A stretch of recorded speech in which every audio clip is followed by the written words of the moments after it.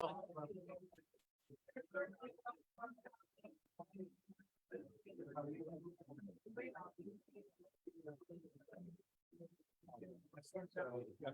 going to play over the speaker.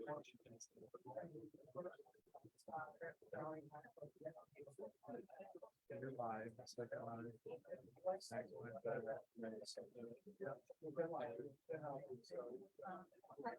no, record a computer. Yeah. So that way. Just remember you're live.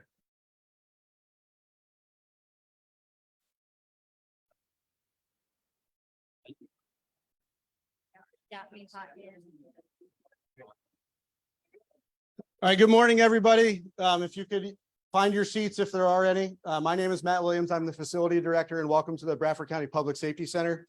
As everybody can tell, this room is incredibly full today, so I just want to go over a couple of safety items before we get started. Fire exits are on this end of the building and over here. Those will traverse up a set of stairs and you will exit into the back parking lot. Otherwise, you'll go out the rear of the building and muster out in front of the building out here.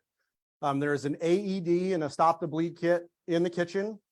And we do have medical personnel on site, several EMTs in the building that work here and a couple from the outside. So if you do need medical attention, please wave at somebody. It is a little bit warm in here. We're trying to get it cooled down for you. The restrooms were around the front, out the door, back through the front. And everybody just be cognizant. This is the 911 center. So if the fire alarms and such start going off, there is likely an actual emergency within the building. So calmly exit the building in the routes that we've identified. And then for those that were in the room, you did see the two blackouts that we had in the room. We were operating on emergency power. Penelec did a planned power outage today we were aware of. There are no issues here. The generator we've run on this generator for several days at a time in the past. So, but if they do flash again, that means that we're transferring back over to line power. Please do not be alarmed, just so you folks are aware. And then the only other housekeeping item is when in order for the folks on the outside the broadcast to hear you, this microphone will be here on this podium. You will need to come up to the podium and speak with the microphone in your hand. All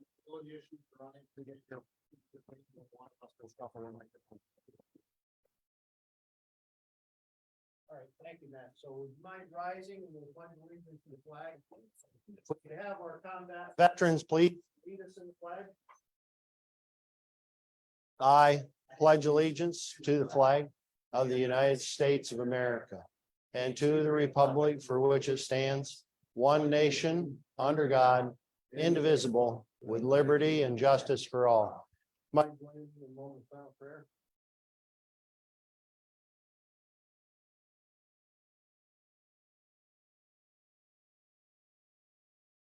Thank you. All right. We will call this meeting to order, and we're going to change the visitor remarks. We're going to move that down just a couple of notches because of the recognition that we've got for this morning, so we can get that taken care of. And then we'll open it up for comment, visitors remarks concerning the agenda, and then get into the agenda items. So with that being said, I guess we can do the unfinished business first. Consider rejecting all proposals received for Bridge 25 and authorize the chief clerk to rebid the project for 2024. I'll make that motion. Second. We have a motion and a second. Is there any further discussion? Hearing none, all in favor signify by saying aye. Aye. Consider approving the minutes of the August 24th, 2023 meeting. I'll make that motion. Second. We have a motion and a second. Is there any further discussion? Hearing none, all in favor signify by saying aye. Aye. Okay, new business. Consider recognizing Noah Martin, Patty Martin, the Canton Volunteer Fire Department, Bradford County 911, Western Alliance EMS, and I will add Life Flight to that because they are here today, for the life-saving measures taken during the cardiac arrest event. So I will entertain a motion. I'll make that motion. Second. Second the motion, and while we do that, we'll begin. Jeff, if you want to start us off. Thank you, Commissioner. My name is Jeff Rosneck. I'm the Emergency Management Coordinator for Bradford County. Each year, more than 356,000 people suffer an out-of-hospital cardiac arrest event in the United States. averaging almost 1,000 people per day. A cardiac arrest occurs when the heart suddenly stops beating, therefore stopping blood from flowing to the rest of the body. Anywhere from 60 to 80% of these patients die before ever reaching a hospital, and less than 10% survive to hospital discharge. In 50% of the cardiac arrest cases, the patient's heart stops without being witnessed by anyone that may be able to provide help. On May 20th, 2023, Lewis Martin was at his residence outside when he fell victim of a sudden cardiac arrest. His 10-year-old grandson, Noah, immediately recognized that Grandpa was feeling ill, notifying his grandmother, Patty. Patty initiated a 911 call to Bradford County 911 Center, and the call was answered by 911 Director Robert Rapaski, who at 8:59 a.m. dispatched with the assistance of his partner, Stacy Cotter, the Canton Volunteer Fire Department and Western Alliance to a CPR in progress call, while providing Patty instructions to give CPR to her not breathing husband. Within 4 minutes, first responders arrived and continued the life-saving efforts initiated by Ms. Martin. Lewis was transported to Troy Community Hospital and achieved ROSC, or return of spontaneous circulation, prior to the arrival, and was taken by Air Medical Life Flight to Robert Packer Hospital for advanced cardiac care. Lewis is an exception to the statistic and is here with us today because of the efforts taken by his grandson and wife and the heroic efforts of the Canton Fire Department, Western Alliance EMS, Life Flight, Bradford County 911 Communications, and the Guthrie Troy Community Hospital team. Lewis was later discharged from Robert Packer Hospital and has been given a second lease on life, something many that experience a sudden cardiac arrest do not experience. CPR has been proven to increase the chance of survival by as much as 3 times, meaning that the training and education is critical. While 911 telecommunicators can walk an individual through CPR during a cardiac arrest, receiving training before the unexpected event will ensure knowledge and superior performance. Since this event, Patty has partnered with Rodney Decker, CEO of Western Alliance EMS, and has trained more than 100 people in this life-saving skill. Education is truly the key to success for these events. Bradford County, in partnership with local EMS agencies, plan to schedule additional free CPR training courses across the county in support of this initiative. It is not often we are given the opportunity to meet those that call 911 or to shake the hands of the person whose life you contributed to saving, but today we have that honor. We'd like to introduce Lewis Martin, who can assist in serving these life-saving plaques. Lewis, come on up.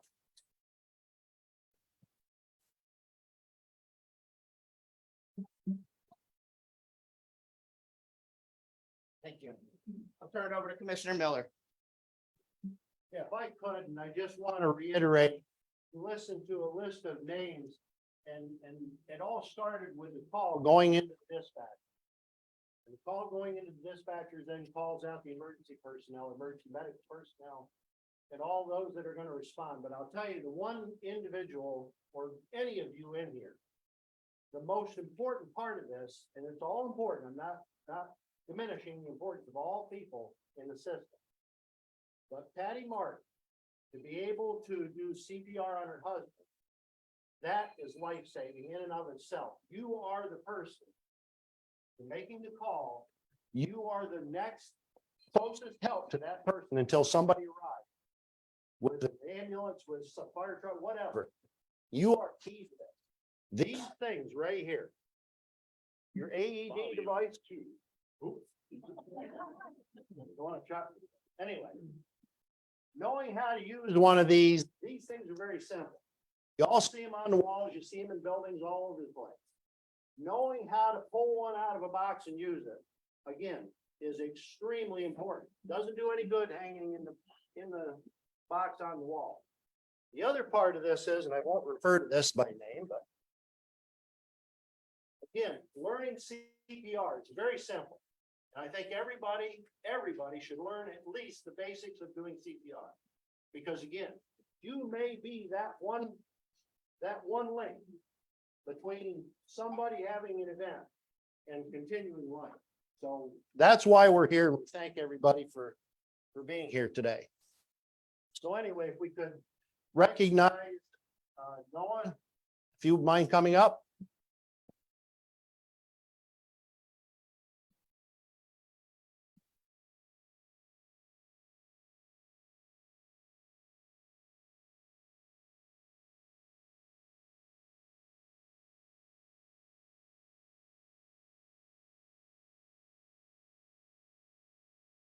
I want to get up there. Yeah. Can you use this one? Okay.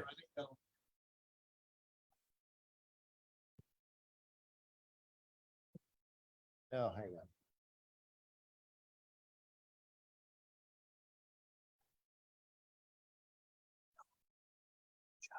Can you hear me now? All right, you can't hear me now.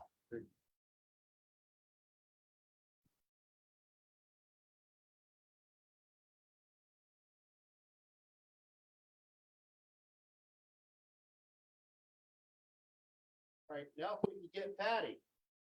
Mind coming up?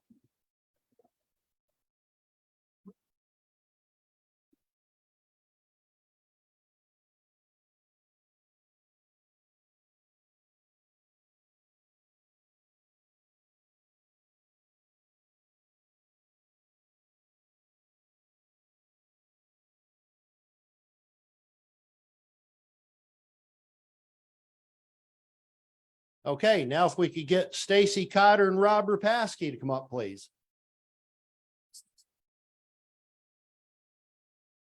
Who were the 911 dispatchers that Paul was talking to?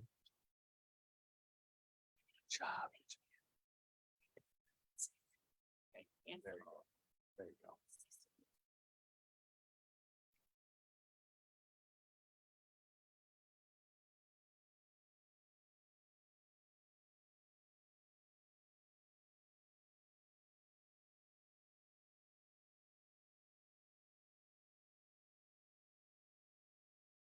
Now, if we could get Scott May, Rich Bardo, Nick Jennings, Cal Holt.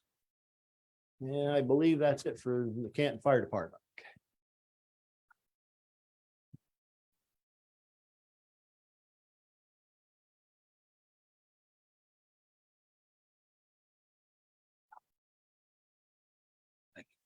Right over here, guys.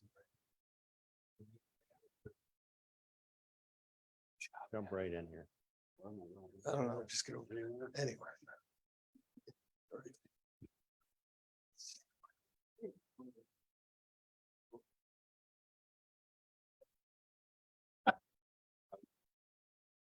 Okay.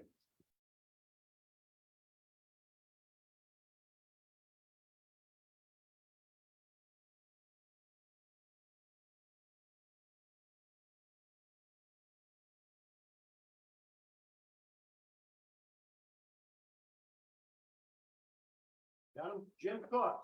Jim Cook, Western Alliance.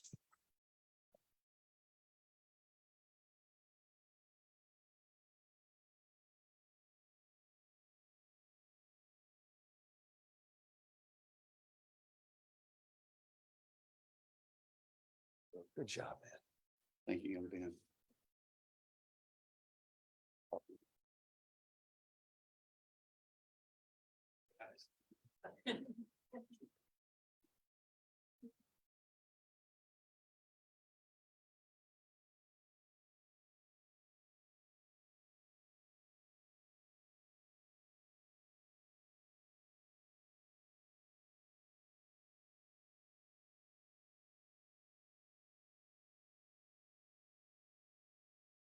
And Chuck Kiesling and Jack Blazee.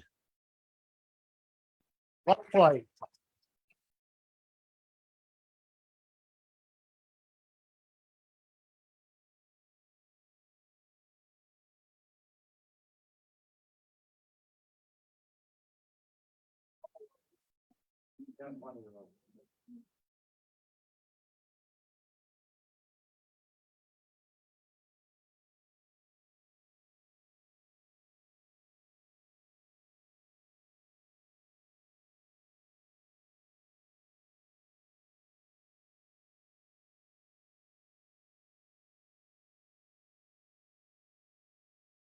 Thank you guys very much. God bless you guys. God bless you, man. I think he did bless you. Yes, for sure. Nope. Get you right here. Good seeing you again. Nice. Good seeing. And again, I just want to reiterate that it's a system. And it all works God bless you. together. But one of the most important parts of it is you learning how to do CPR, learning how to use stop bleed kits. That is extremely important in life-saving events in this country, in this county. So thank you.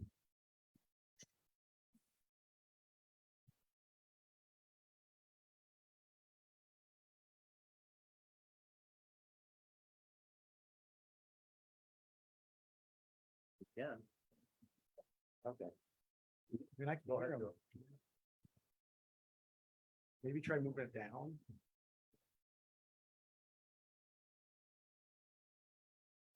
No, you're talking,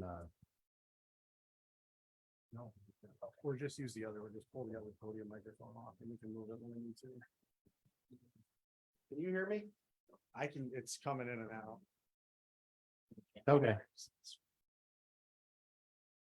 I'm gonna shut this one off then. Yeah. All right. Now, moving on, we will open up for visitors' remarks concerning the agenda. And what I would ask is that we be respectful of everybody in the room, everybody's time. We're going to limit and this is visitors' remarks concerning items on the agenda. So we're going to limit it to 2 minutes apiece. And if you would, when you get up to the mic, please come up to the mic, introduce yourself, who you are and where you're from. Others will have time to speak. Yeah, there'll be time after the meeting to speak regarding anything else, but this is just comments regarding the agenda items.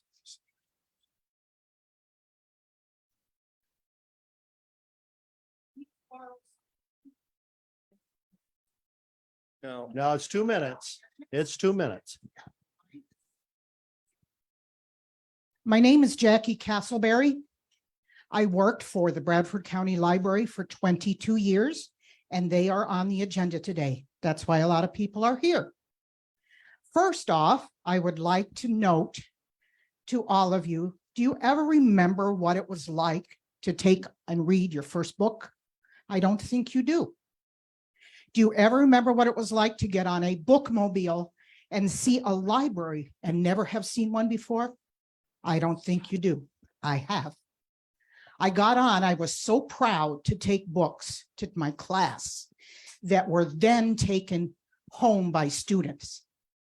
Have you ever stood at a counter and watched a little one's fingers come up over the edge because they're so excited to take a book from a library? Then their heads are this high, then they're this high, then they're bringing their babies in to see people. If you've not seen that, you've not been at a library very much. Okay. Have you ever known what it feels like to sit on a bookmobile when it's 35 degrees outside? Because there's homeschool people who want to get books for class in Warren Center and they can't drive in the wintertime to come out and get them. Or they have 4 or 5 children and a couple babies. No, you have not. I have. I worked for you for 22 years at minimum wage, part-time. A bookmobile takes books from the county library, which you want to close, and takes them all over to all the libraries. You say if you close this, you could keep the bookmobile open and run it. Who's going to staff it? Have you ever loaded a bookmobile? When you load a bookmobile, you're putting hundreds of new books on every time because you took that book out from the Towanda Library. You don't want me to take it back to the Towanda Library so you don't have anything new. You have a staff that goes through that library, takes those books, finds out if they were at the Towanda Library before they take them. Towanda Library says, oh, we need a book on buds. Well, what kind of buds? I don't know, but we have somebody who really wants a book on buds. So you take a bunch of books that they may only pick one of. You think that closing the library and making it a community center where you can have a bookmobile is going to save you money. I don't believe you. You still have to heat it. You still have to have water, sewer. You have to have somebody plow it. You have to have gas for the bookmobile. You have to have all of these things. By closing this county library to be able to give part of that to the other libraries, you're hurting the other libraries. Why? Because they get a good portion of the books that people read in Towanda or Sayre or Athens from the county library. Yes, they do. They interlibrary loan them. And the county library runs a van twice a week to make sure that they get them as soon as they possibly can. I, before you right now, say, if you're going to do this, I encourage you, no, I demand that each of you ride on a bookmobile, that each of you work in a library 2 days, 2 days. I'm done. But you will be too. I'm sorry. Thank you. Yes, I think this lady needs some.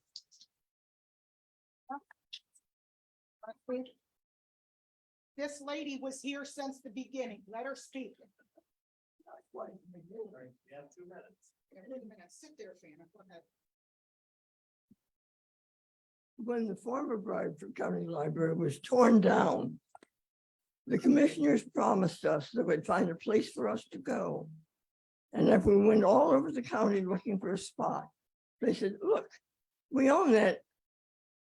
It's right across the road. I know we build the library there and we'll be there for all time. We'll never have to move again. Well, that was then, I guess, and this is now. And it's been a very active library. I worked there for 30 years, and many before me and after me. You can't say the library is underused. I can't imagine how that. Every time I'm over there, it's a continual stream going in and out. There's a lot of activity going on at the county library, and if you aren't taking part in it, you're missing something. So I think everybody should take a trip down to the county library and walk in and see what all's going on. I just can't believe this is happening. We have all worked so hard through the years to have the best library, the most efficient. I'm not, all the other libraries do their job, but we do a job over that for everybody. It would be a shame to shut it down, just a shame.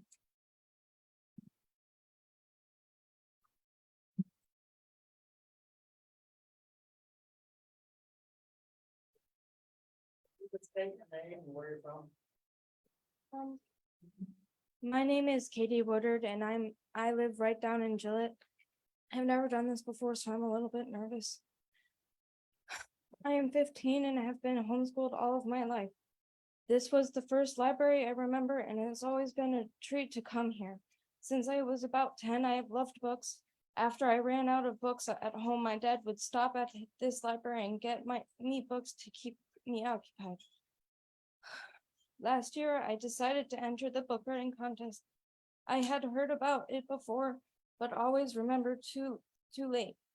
Through the easy parts and the writer's block, I wrote praise for it. To my surprise, I ended up winning first place. It has encouraged me to write more, and I am still working on another longer novel. This library has been encouraging me to read and write, along with, I'm sure, many more kids like me. Bradford County has a unique program to help young authors. I don't think I would have the courage to pursue a career as an author without Bradford County Library. I love it so much.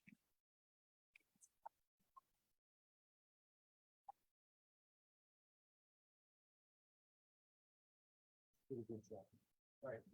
You can introduce yourself, please. Is this on?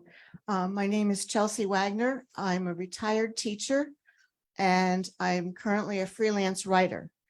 On September 6th, Morrissey Walsh from WENY News reported that, quote, Commissioner McClinko says the plan is to turn the library into a center for veterans and a private internet cafe.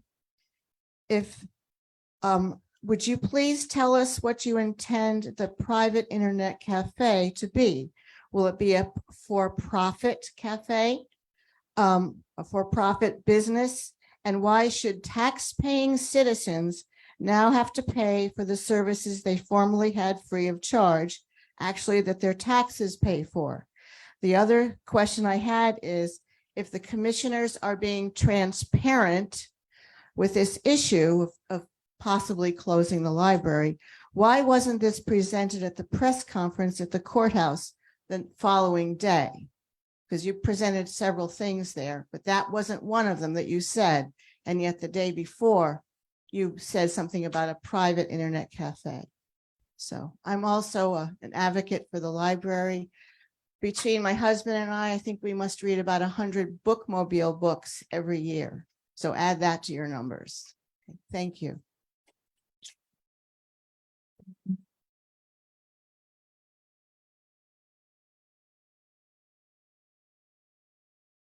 My name is Nathaniel Woodard. I'm Katie's sister. I'm brother. I'm sorry. I just live in Gillette. It is Bradford County Library has been part of my life for about 5 years. My first point is as a senior in high school, Bradford County Library has been a great help in my studies in school. I'm homeschooled. And then in more ways than one, the books have helped. The tools and the people and the environment all have helped me in my homeschool studies. And I'm sure I'm not the only student who has benefited from Bradford County Library. Secondly, Bradford County Library has helped the community by providing events such as book readings, movies, movie showings, story hours, writing competitions, and more. Me and my family have been participating for several years in these events. I believe county resources are well spent in Bradford County Library. We should not close Bradford County Library in favor of other programs. Thank you.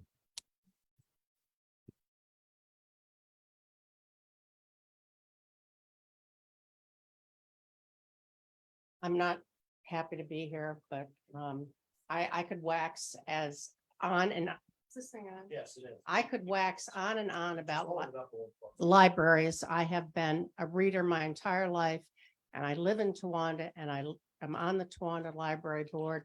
And this is not a question of one library. This is a question of a bunch of libraries where one library has county pays their more employees to do the same job our director does, who gets pennies in terms of no benefits. You understand that 100% of your county tax dollars go to one library, and that every other library has to raise 75–80% of their operating funds. And we can't have the things that the Bradford County Library has. If we had more money, we could offer more locally. We have plenty of foot traffic in Towanda. I love that library. I read and have read my entire life, and I feel very passionate about this. It's past time that all that money, that most of that budget goes to pay those people what everybody should be paid, a living wage.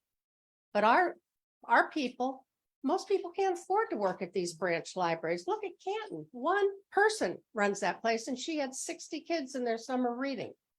Is that fair? It's a question of limited resources and using those resources widely. And it's supposed to be about doing good, the best for the most people. I understand that people who've gone to that library forever feel very attached to it. I grew up walking to that library when I was 5 or 6 years old back in the good old days.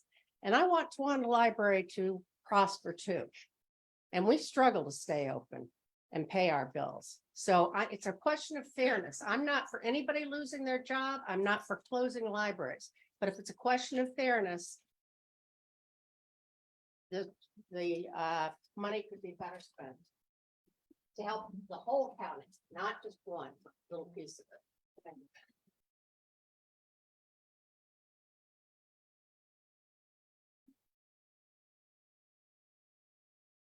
Is it working? Yeah. Okay. Yeah, just have to hold it up. All right.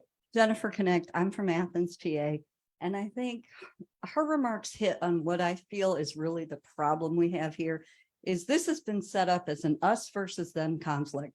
Bradford County Library versus the local libraries, Bradford County Library versus our veterans. And it shouldn't be that way. We have an $83 million budget. The Bradford County Library takes up 1/2 of 1% of that.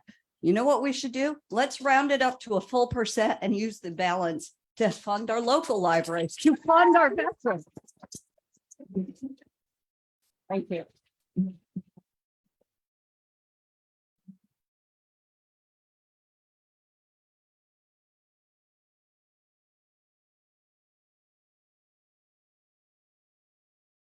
Hello, my name is Dwight Swartley. I'm the bookmobile driver for the Bradford County Library. I currently run 46 stops all across the county. I do this monthly unless patrons specifically ask for service every other month. Last month, I drove 660 miles across our county. 11 of my stations are preschools or daycares, giving teachers access to a children's library of more than 8,000 books. I also do a story time, either in the classroom or on the bookmobile itself. 8 of the stations are walk-ons, where homeschool families or elderly patrons can choose from the collection on board. They can also ask for specific material from the library, which I then deliver. 8 drop stations are located in the distant corners of the county. I offer a rotating selection at these rural post offices and banks, allowing up to 15% of county residents easier access to library materials. I can take specific requests for titles or topics at these stations. 4 stations are sister libraries who have requested a rotating supply of titles to supplement their own collections. Together, this averages 250 books each month without added cost to them. 15 stations are located in senior apartments, long-term care facilities, or low-income housing areas. These stations offer library service to more than 1,200 residents, most of whom are elderly or disabled, and they cannot easily visit the library. All told, I move roughly 3,700 books each month, and I don't do it alone. My colleagues at the library and the sizable existing collection make this possible. To enhance service requires more support, not less, and to reduce both staff and the collection will greatly hinder the bookmobile's ability to serve the residents of Bradford County.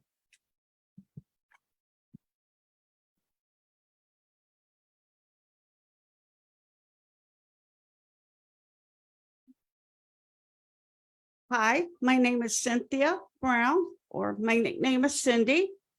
And I was employed 9 years by the Morton Public Library. And I cannot even begin to comprehend not having the Bradford County Library to refer to for questions, reference books when I was working there. It's like chopping the head off of a person.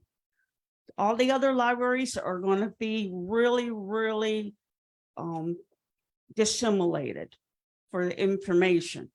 A lot of the programming that the other librarians use is from the Bradford County Library. And also, I like to say, my father was a veteran. He was a lifelong member at Post Towanda 42 also. He was a big supporter of the libraries. He would absolutely be horrified.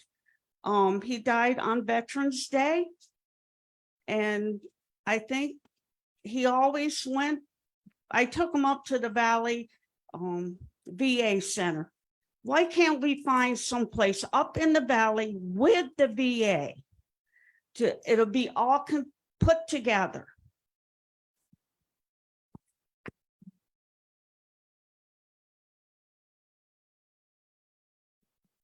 I'm Calvin Bacon, Warren Center, Pennsylvania. I like to I remember when the bookmobile first came to Luther's Mills, Doris Lampman was the driver. By God, I love that lady. Okay, that my daughter Mimi Doing wrote a letter. She wanted me to write it, read it. That's her daughter over there. Raise your hand, Bryn.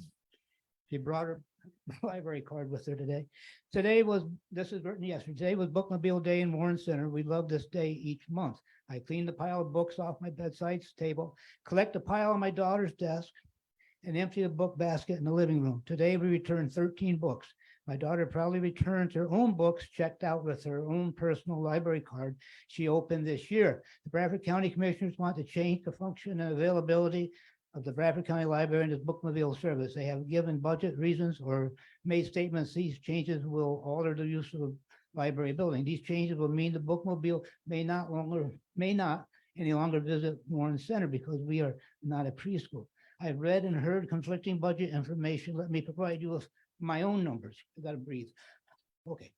13, the number of books we took back to the bookmobile. 15, the number of books we checked out today. 87, the number of books we have checked out so far this year. 559, the number of books my kids and I have checked out in the past 7 years. We have been visiting the bookmobile. 6 families came to the bookmobile during the short time I was there today. 19 kids came with those families. A lot of homeschooling families in Warren Center. 27 miles of distance from my home to Bradford County Library. 22 miles to Wyalusing Library. 20 miles of distance from my house to Towanda Library. I cried today while visiting the bookmobile, talking with the clerk and talking with other moms about the proposed changes. My father and my daughter plan to be at the commissioners meeting today when these proposals are changed and voted on. As a new library card holder, I hope my daughter will see the bookmobile, Bradford County Library and bookmobile be safe. Thank you for the time. Thank you.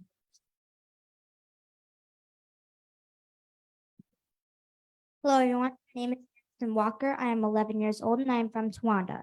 For my whole life, I have been going to the Bradford County Library. My mom started taking me to story time when I was 6 months old. It was where I made my first friends, where I learned to socialize, and where I fell in love with reading. When you're a kid who has apraxia and autism like me, and you get to go to places like the Bradford County Library, it helps you be more comfortable participating in activities and gain confidence in reading. Going to story time is my favorite part because each time you learn about something different. My sister Aspen and I love to attend the class for older children and stuff.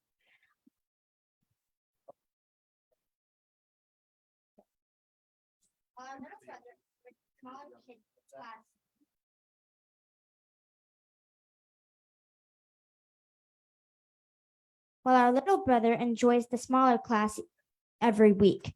When you pick out your books, the librarians go above and beyond to help you find what you need. They take the time to get to know you and will even keep things for me that they think I will enjoy. I am always grateful for them. Everyone that works there has always supported me and they make me feel special. I know that I am not the only person who is angry with the possible decision to close the library. Every time I go, I see many people enjoying their time there. Even if the building is kept open, it will not be the same. Think back to when you were a child and loved something very much. Now imagine someone's taking that away from you.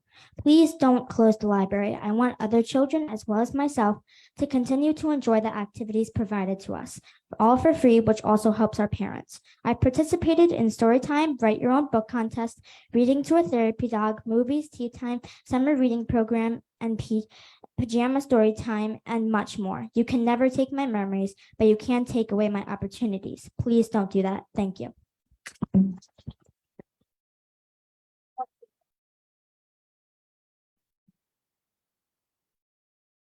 Hello there, Matt Jennings, Leroy. Everyone should Google the Sunshine Act. It seems likely the commissioners might have violated that, having a secret meeting to make a decision about the library. Anyway. What we're seeing here, the library committee to advise is not a compromise, you understand. It's bad faith negotiating. It's them trying to relax a bit so that maybe we'll take the heat off so they can close the library in November after they're reelected, not now. And really, the last week or the week before's press conference really opened up a new scandal.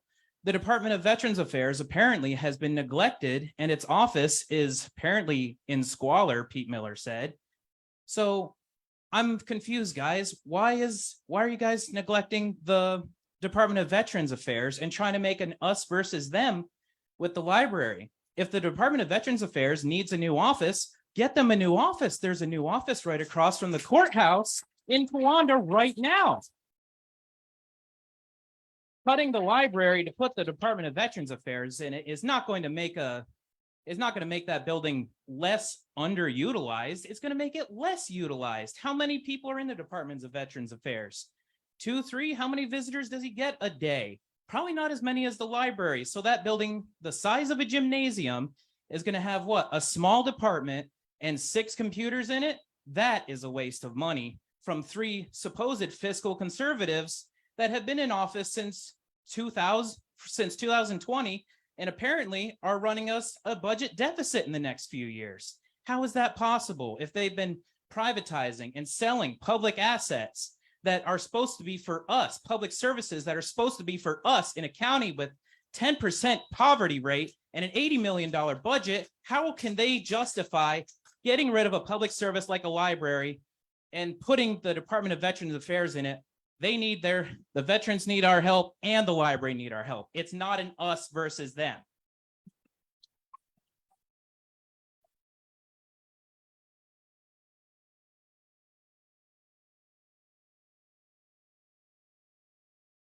I am the applicant.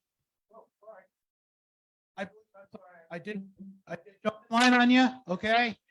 But it was directed at my office. Let me clarify something real simplified. I'm a county employee. I am not the Department of Veterans Affairs. Don't even need that. I service 10% of the population of this county.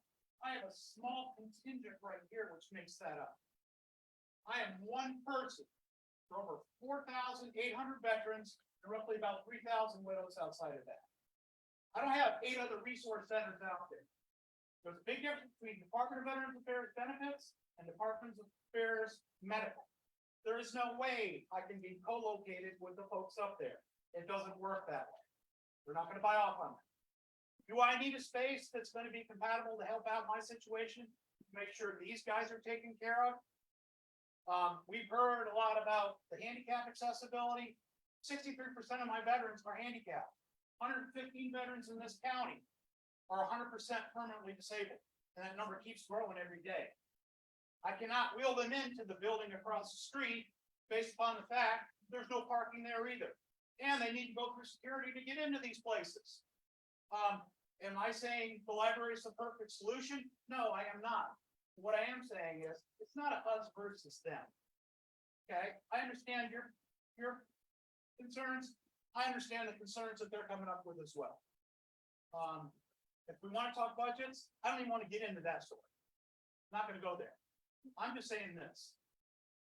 It's not about moving the Veterans Affairs in there. And oh, by the way, as far as traffic, I'm sure these folks back here can tell you. My place is hopping constantly. I don't put in 40 hours a week. I probably put in about 85 hours. And I don't get paid overtime. So outside of that, before we start throwing stones, let's make sure we know what kind of house we're in first.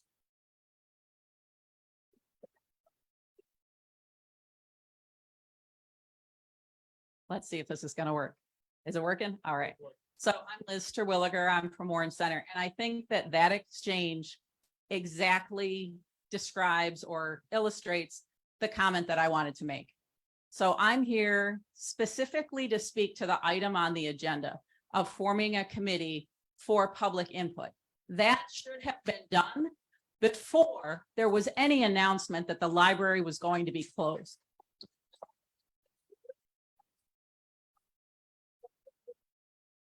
I'm not incensed about the library closing or not closing. I have my own opinions, but that's not why I'm here. I'm incensed about the manner in which this decision was probably already made, and hopefully that committee, if I urge you to vote to form that committee, hopefully if that committee is formed, it is a legitimate committee that you actually listen to and isn't lip service to a decision that you already made. Because there are a lot of people in this room and a lot of people in our community who have a stake in either the library staying open, the veteran services, whatever it might be. And there has to be a way that we can solve this problem and meet everyone's needs. That is a big building where the library is. I'm not saying this is a solution, but can't we find a dual use solution for this problem? There has to be a discussion of other solutions than just close it. So that's my piece. Please vote to form the committee, and please do it legitimately and take any recommendations from the committee seriously. Thank you.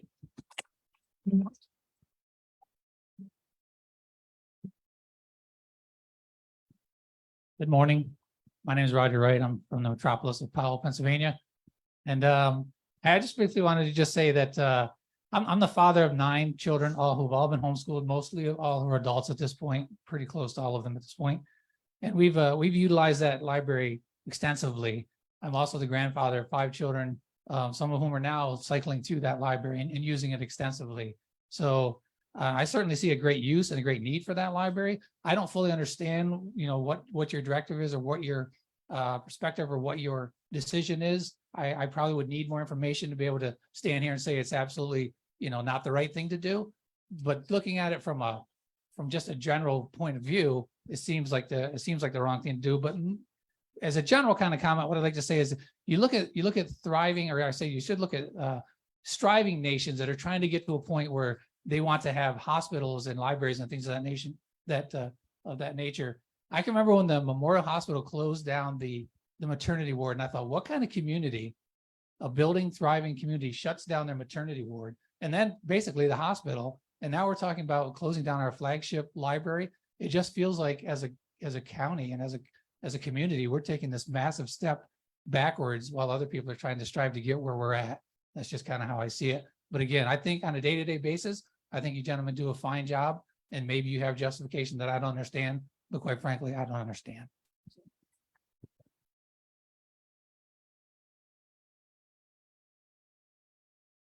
I got a big mouth, so I probably don't need this. My name is Rebecca Harkness. I am a veteran from Bradford County. I was born and raised here. I went and served my time. You need it? Okay.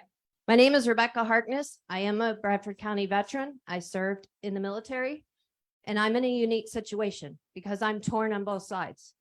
I came back from my service time and became a nurse for disabled children. And I take those children to libraries, to story time, and see their faces light up when they get to do those programs. But at the same time, I'm also a veteran who has needed services in this county. And I can tell you point blank, Pete Miller's office is not enough of a resource. We need a place where our veterans can gather, where they can get PTSD counseling, where they can get together and support each other. We have a very unique life, and we lean on each other. And as important as keeping this library as a resource for our children, shame on us as a county for letting the services for our veterans fall by the wayside and now only be brought to light because of a library closing that's servicing our children. Thank you.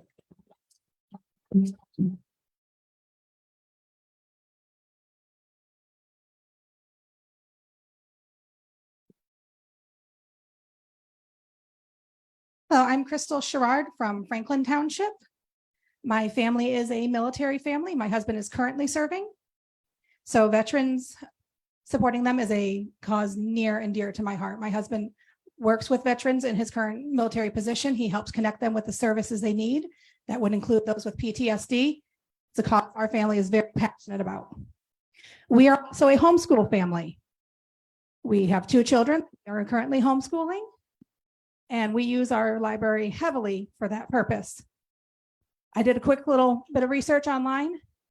The average cost to taxpayers for public school students is approximately $16,000 per student, paid for by taxpayers' money.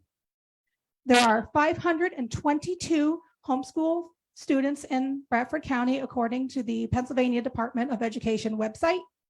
Quick little math here, multiply 16,000 by 522, you get $8,352,000 of funding we do not receive. Not a penny. The only thing we're asking is to keep our $500,000 library so that we can utilize it. We receive nothing else in compensation to educate our children. We pay our school taxes, same as everyone else, to educate other people's children. And we love being able to help other people's children thrive as well. But ours shouldn't have to suffer for that. We can keep our library, or we'll take our $8 million. Thank you.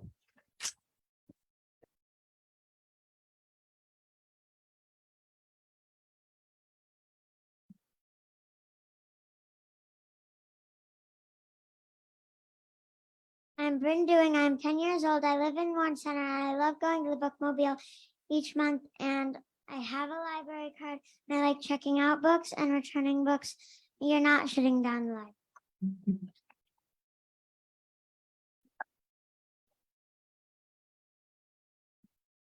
Hello, my name is Janice Bryan and I'm from East Smithfield.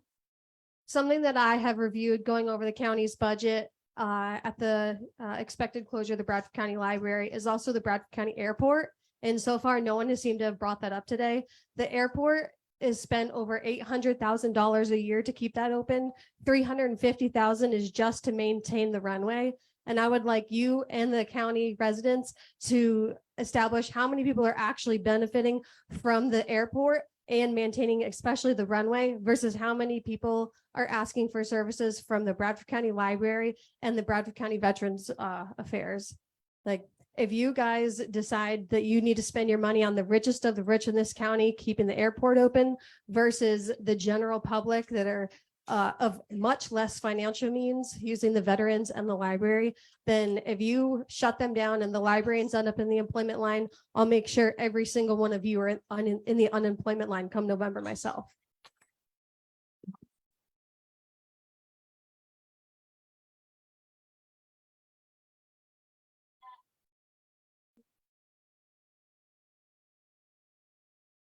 Zachary Gates, Troy Borough.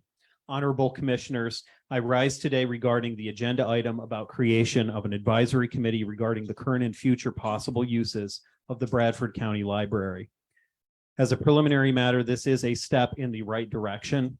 It is unfortunate that it took the public disclosure of private meetings and paperwork marked confidential and the critical investigative work of our local press to get to this level of transparency.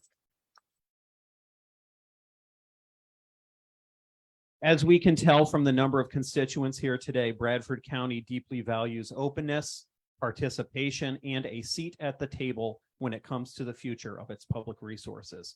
Now to the proposal as described in the agenda. First, I respectfully ask that the advisory committee include the following classes of people: at least one current employee of the Bradford County Library, at least one representative from the other 8 local libraries, at least one parent of a currently homeschooled child who uses the Bradford County Library, at least one representative from Serve Inc., Martha Lloyd Community Services, or another organization that utilizes the Bradford County Library in its delivery of services to adults and children with special needs, and at least one member of our veterans community who is familiar with both the Veterans Affairs Office in Towanda and the Bradford County Library. You should also include other members of the public, of course, but at any rate, I urge you to truly stock the committee with varied interest groups. Second, please task the advisory committee with providing you with a data-driven and user-informed description of the current uses of the library facility. Discourse from the commissioners to date has demonstrated a drastic disconnect between what your perception of the library's extent of use is and what the actual users and professional staff experience. I will tell you from personal experience, when I hosted a literacy event there last Friday, the room was not empty. So let logic and facts guide us. Third, afford the advisory committee the latitude to recommend, if appropriate, that the future possible uses of the library facility may simply be steady as it goes. In other words, telling an advisory committee to come up with future possible uses runs the risk of presupposing that the library must somehow change in order to maintain relevance in the eyes of the commissioners. As I'm sure you will hear today, the library is doing more than anyone may know. On my card, it says, "This card has power from the Bradford County Library with the mission to educate, inform, and inspire." I appreciate the opportunity to speak today, and I reserve the balance of my time for any remarks I may give during the visitors' comment section at the end of this meeting. Thank you.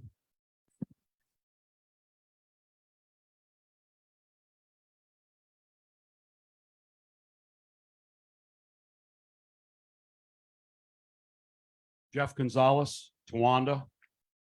I want to point something out. When I moved here some 45 years ago, I took a job for Sylvania.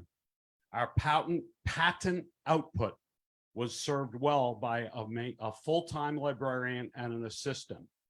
We cut down to a full-time librarian. Patent output went down. by about 30%. We cut down to no librarian. Patent output dropped to literally nothing. We had 1,500 employees approximately at our peak, and that was our peak patent output. New products follow. When we went to no librarian and later no library, they're down to somewhere around 500 employees. I will tell you right now that intellectual pursuits create jobs. Kill the library, you're going to follow the path that you followed before by eliminating Sage House, by turning over the Bradford County Manor, by turning over, privatizing some of the services with children and youth, I believe, if I'm not mistaken, by not replacing bridges. Infrastructure and services make the county worth living in. You've been taking those things away. Shame on you all.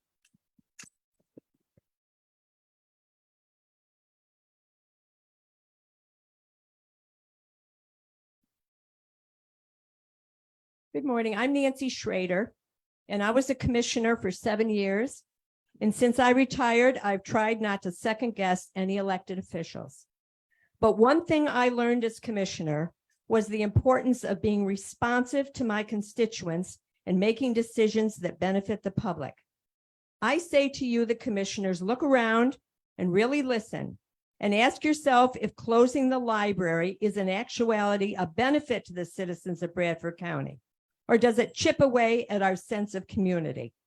You can't convince me it's about the money, because I believe that a fund balance of over $2.5 million in the Bradford County budget can substantiate a contribution to the library without a problem.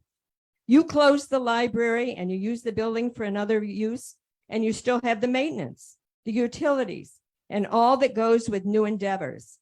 What about the literacy program? What about the computers that so many use? And the many programs the county citizens enjoy there? What about the Write a Book contest that the local schools offer every year to their students? For many years, I've gone into North Rome and now Grace Christian Academy to work with third graders in writing their very own book. Did you know that 89 students throughout the county last year wrote books, and there were many more before COVID, and that the library has published 149 books that are on the shelves from winners of the contest? And I will give you a copy of all of those titles. I have one book right here that Camry Hoffman, Dr. Hoffman's daughter, wrote, and that was published at the library. No, you can't convince me it's about the money. I don't believe it for a minute, just like I told Commissioner McClinko. Whatever your reason to even consider a closure, I ask that you slow down, listen to the citizens who elected you, and delay any decision until you have carefully considered the many aspects and ramifications of such a controversial action. I've been in your shoes, and I've faced the tough decisions, but with the knowledge that I needed to be responsive to my constituents in important matters such as this. Hopefully you, as the Board of Commissioners, will feel that need as well. Thank you.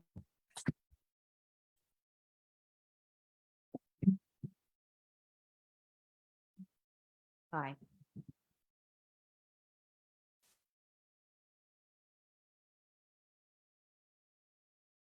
Hello? Okay, good. Hi, my name is Donna Conforti. I retired here from Long Island about 8 years ago. I live in Towanda. Being an educator for 35 years and being an avid reader, I started going to the Towanda Library. I found out every time I asked for a book, they did not have it available, so I had to get it from Baltimore, from the county library. As time went on, I started going out there because I like to research. I became a member of the book group.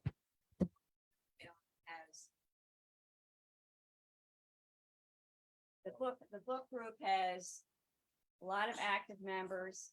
Hannah is one of them. Ben is one of them. And I learned from that there's so many more diverse books that we read during that time. Thank you. So being a member of the book group really helped me to make friends with people in this county. And also I was asked to be a reader for the the children's books that they made. And I found I was fifth and sixth grade, and last year I had 50 books to read.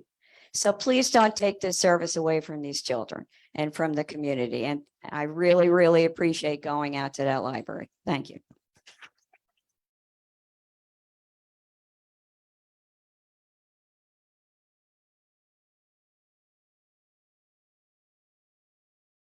Hello, my name is Susan Beach from East Smithfield. One thing I don't know if everybody has read it, but you stated that you would take the funds left over from closing the Bradford County Library and distribute it to the other libraries in the county. Mr. McClinkle, you were quoted in the Rocket Courier on the 7th. So there will be a county policy to go with that money and how it's used. In other words, strings attached. When asked to explain the county policy, McClinkle replied, "The policy will be what we expect, especially for children. I want to make sure that if the libraries take the money, that the library is not pushing any agenda for our children,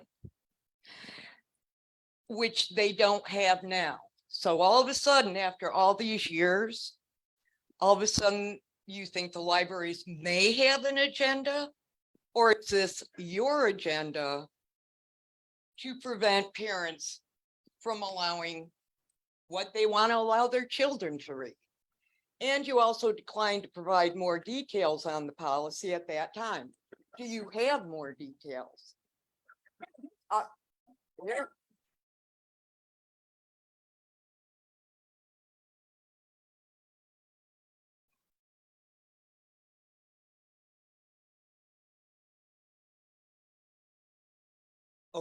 Okay. That's just for input. Yes. And that is my input, and I hope people are aware.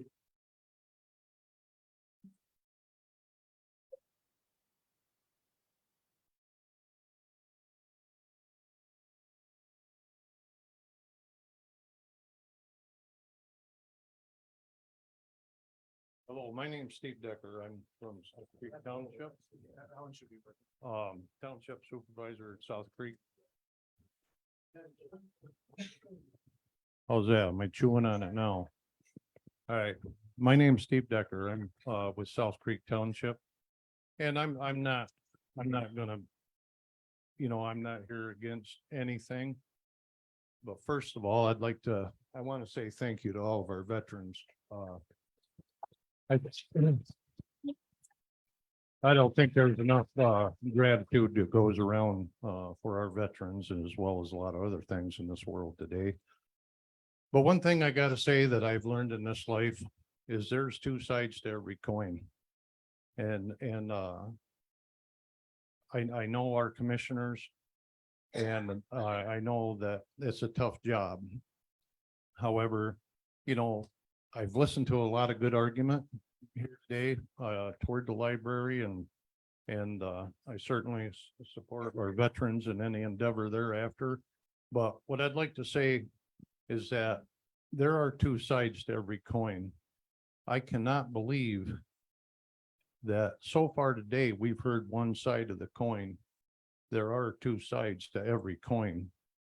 These gentlemen up here they make tough decisions all the time, and I understand that. So their thoughts, and like, as in, what does it cost to keep the library open in a year?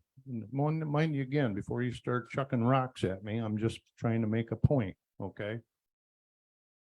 I know for a fact that the library costs more a year to run than South Creek Township does. I know that the payroll at the library costs more than what our entire payroll costs. 3 supervisors, another road employee, our secretary, part-time help. That payroll is higher than ours. So I just wanted to bring that to a point because I know there's two sides to every coin. So when you say that there's been discussion about closing the library, there's got to be a reason why the thought was entertained. But we haven't heard that. We haven't heard anything about the cost. We haven't, and money drives everything today. Look at our country. But anyhow, I got to believe that they've got reason behind their thoughts. That's all I wanted to say. And I just do want to really stress, you know, in any situation, including this, there are two sides to every coin. Thank you.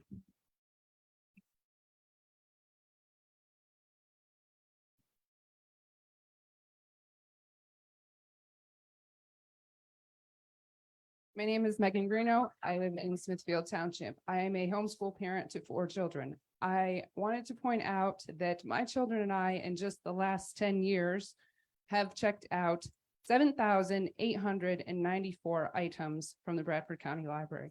I realize we can also check out those similar items from other libraries. My true concern with the closing of the Bradford County Library is not about me and my children.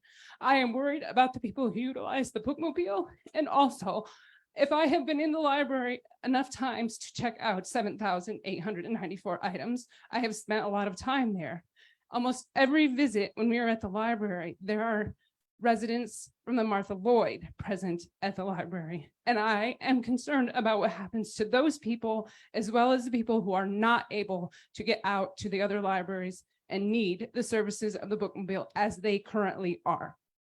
I also do agree that we should have been supporting the other libraries all along. There have been millions of dollars that have come into this county through impact fees and gas royalties, and also recently in the American Rescue Act. I do know some of that money has gone to those libraries, but it has been millions. And I cannot understand why we have let them go this long. And now we think that $25,000 a piece is going to help them. Thank you.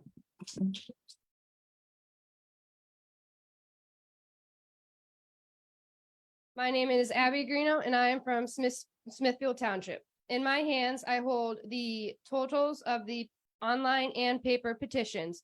As of 8:30 this morning, the totals for both petitions was 3,887.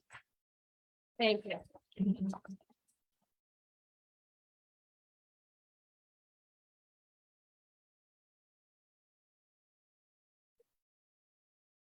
Hi, Alan Rollison. I'm a veteran also, 13 and a half years in the military, 2 overseas duties. I also work at Bradford County Library. And I just simply want to make a point of some figures. Day after we were told you plan on closing us, did some stats straight off of our circulation. We have over 42,000 items that are barcoded for in the library. Those are all barcoded with a dollar figure. Over $800,000 is what that amounts to.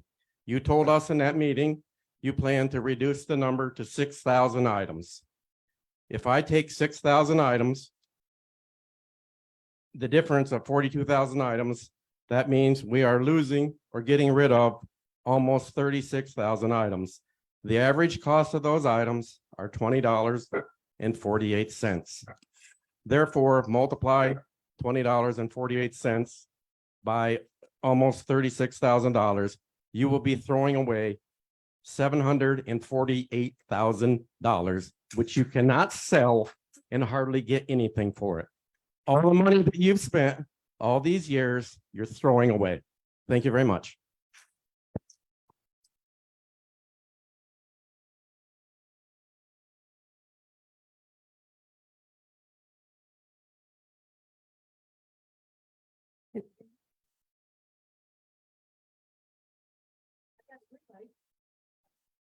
Try it now. Does that work? Okay. My name is Mary Martin.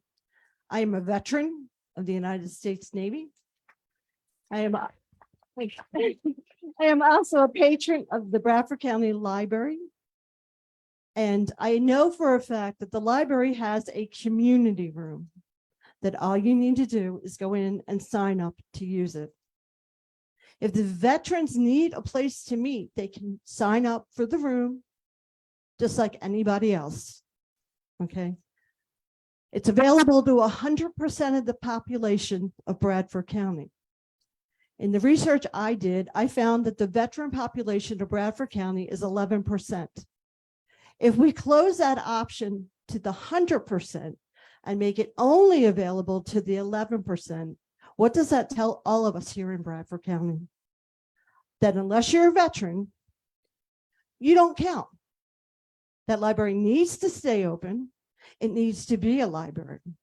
It also needs to help the community, no matter what branch, whether you're service connected, whether it's military, whether it's an embroidery guild or children gathering to do crafts. It's there, and it's there for all of us. Okay, number 2. Pete, I understand you have a problem with your office and getting to it, but you are in a better position where you are than you would be if you were at the courthouse. You have 2 handicapped parking spots, and you also have 4 dedicated spots for your office. Yeah, I drove up. I saw it. There's 2 sides for handicap and there's 4 for the VA or the veterans group. There's also availabilities of meeting rooms at the American Legion, and there is meeting rooms at the Sayre VA. There are other options available that we wouldn't need to close down what's available for all of us. I thank you all for listening.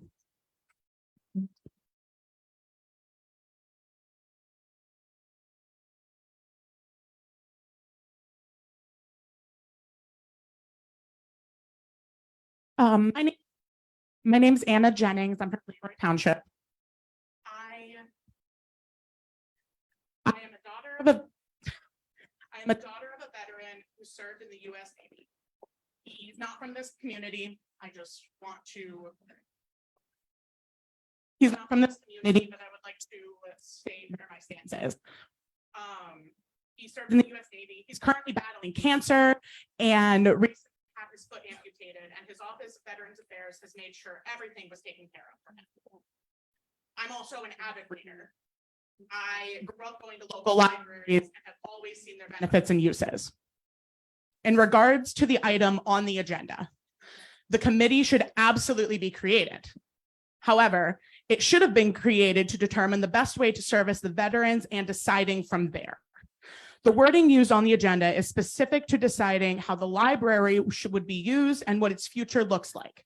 What should be being discussed is how to help the veterans without taking away from the rest of our community, because both deserve the best right now.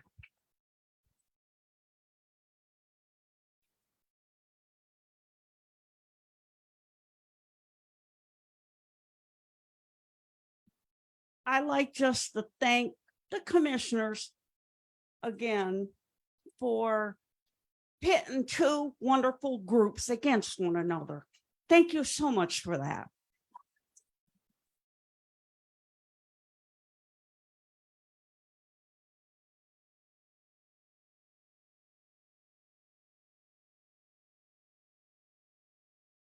All right, my name's Alan Pickford.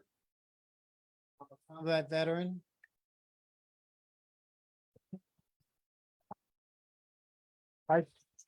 I spent 10.5 months in Vietnam as a combat medic.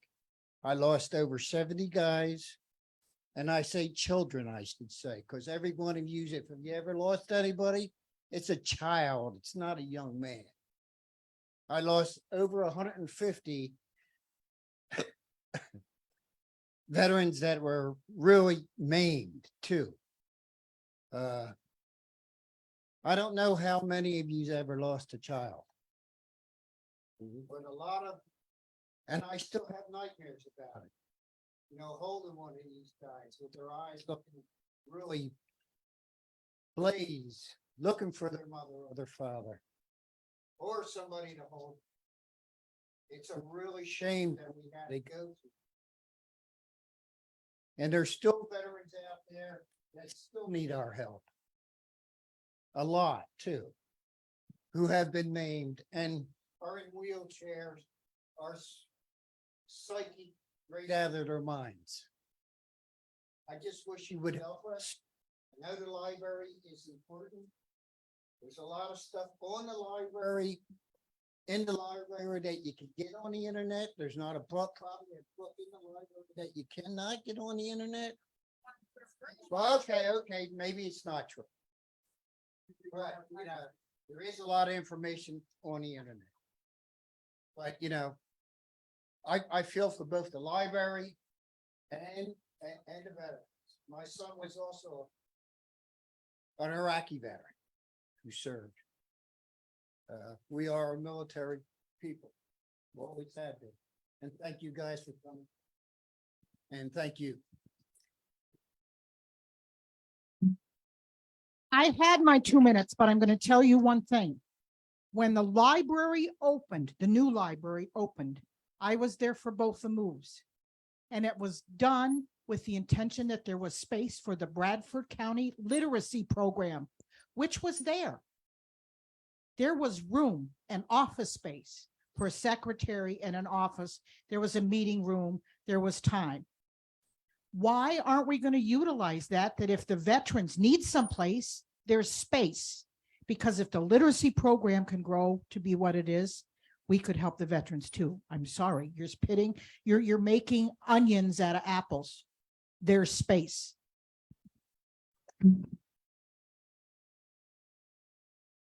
Hi, my name is Mary Pickford. And that was my husband. That was just up. And I've been married to him for 44 years. I've also had my Towanda library card for over 30 years. And I'm originally from Philadelphia, Pennsylvania. We've lived in asylum for 10 years. I agree that the veterans can utilize the library as a library.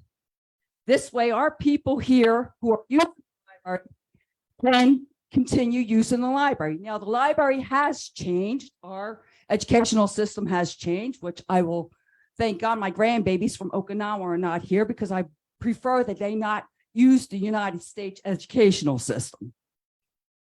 But I just feel that the library and the veterans can use the same facility and be happy with it.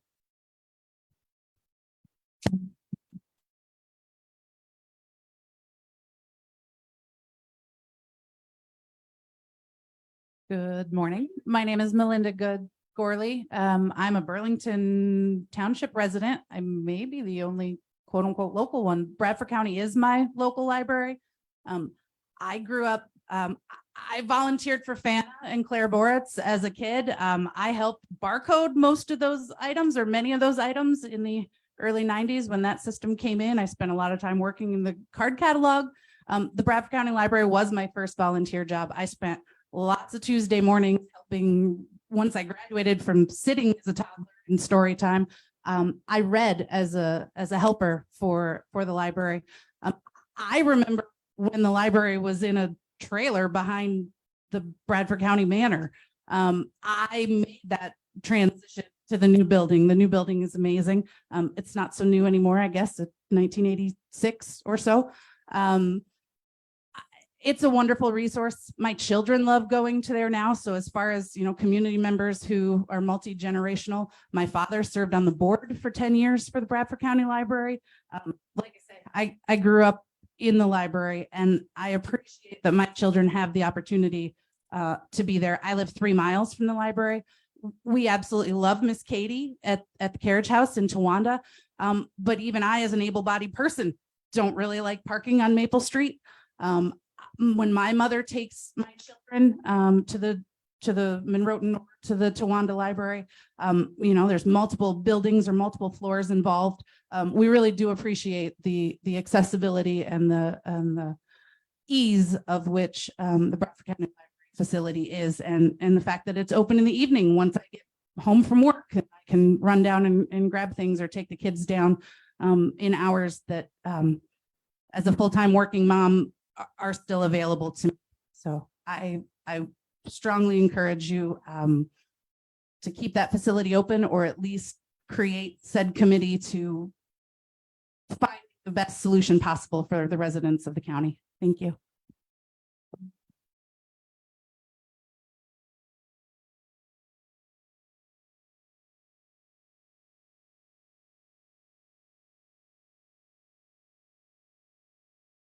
Hello, my name is Rebecca Traub-Hodgson. I am currently serving as the interim library director at the Bradford County Library.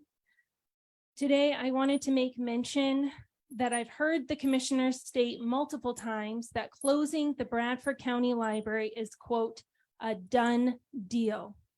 Does this statement convey an open mind? I have questions regarding the formulation of a committee. How are members going to be selected for this committee? What are their qualifications? Are these the same individuals that participated in the closed door meeting on August 24th? Are these the same individuals who met privately with the commissioners before the press conference on September 7th? What are their qualifications? Will there be an impartial review committee, such as a representative from the Pennsylvania Library Association? What metrics are going to be used to evaluate the use of the Bradford County Library?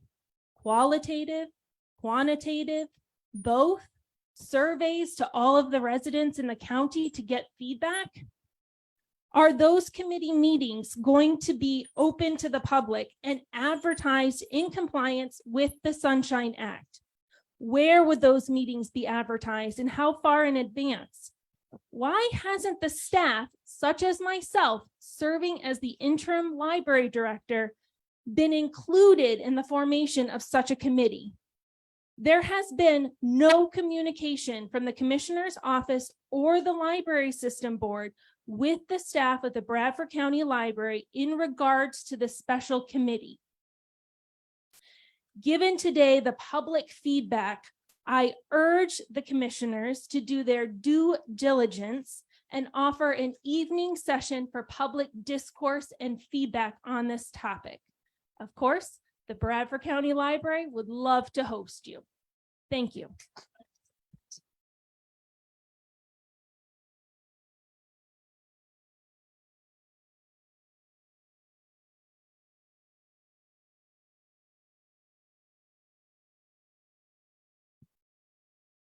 My name is Tom Swartley, and full disclosure, the bookmobile driver is my son. So I have a vested interest in this issue, obviously, but I want to go beyond that. These gentlemen up here are men who are in very difficult positions, making difficult decisions sometimes. Sitting here and listening to the comments and trying to remain neutral and understand both sides of I think what I want to say is that I don't believe this needs to be a zero-sum game. Politically and culturally, that's what we're used to. That's what we're always told. It's one or the other. I think there are options that would allow the library to continue to provide services that many of you have requested continue. I think there are things that can be done to help serve the veterans better. And as I am getting older, one of the things I recognize is the value of the wisdom of the elders. And if the story times and the things that happen at the library could include bringing these gentlemen in and telling their stories and helping our younger generation understand the sacrifices and the reasons they made those sacrifices, that would go a long way toward building some resilience in our community. I would request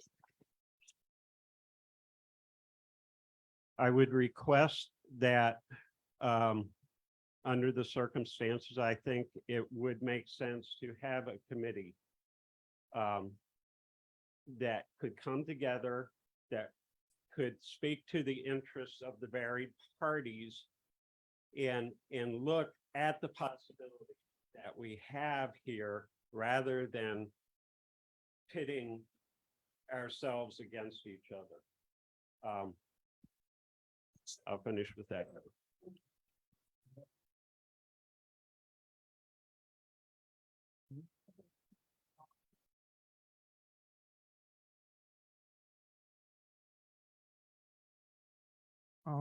I, as far as the county policy that would, yeah, but if you're looking at the future of the library, that this committee is going to be doing, they're going to be, considering whether to, they're definitely going to be considering your proposal to, redistribute, about half of the revenue that comes into the Bradford County Library to the other public libraries. So I think this is relevant. I did ask at the press conference for some clarification on what the county policy would be.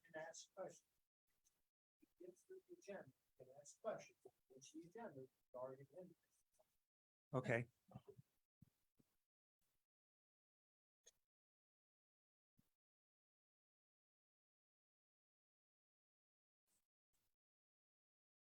Hi, I'm Rebecca Soha Brown. I'm from Towanda. We're so close to the elections. Why don't you just wait until after the election?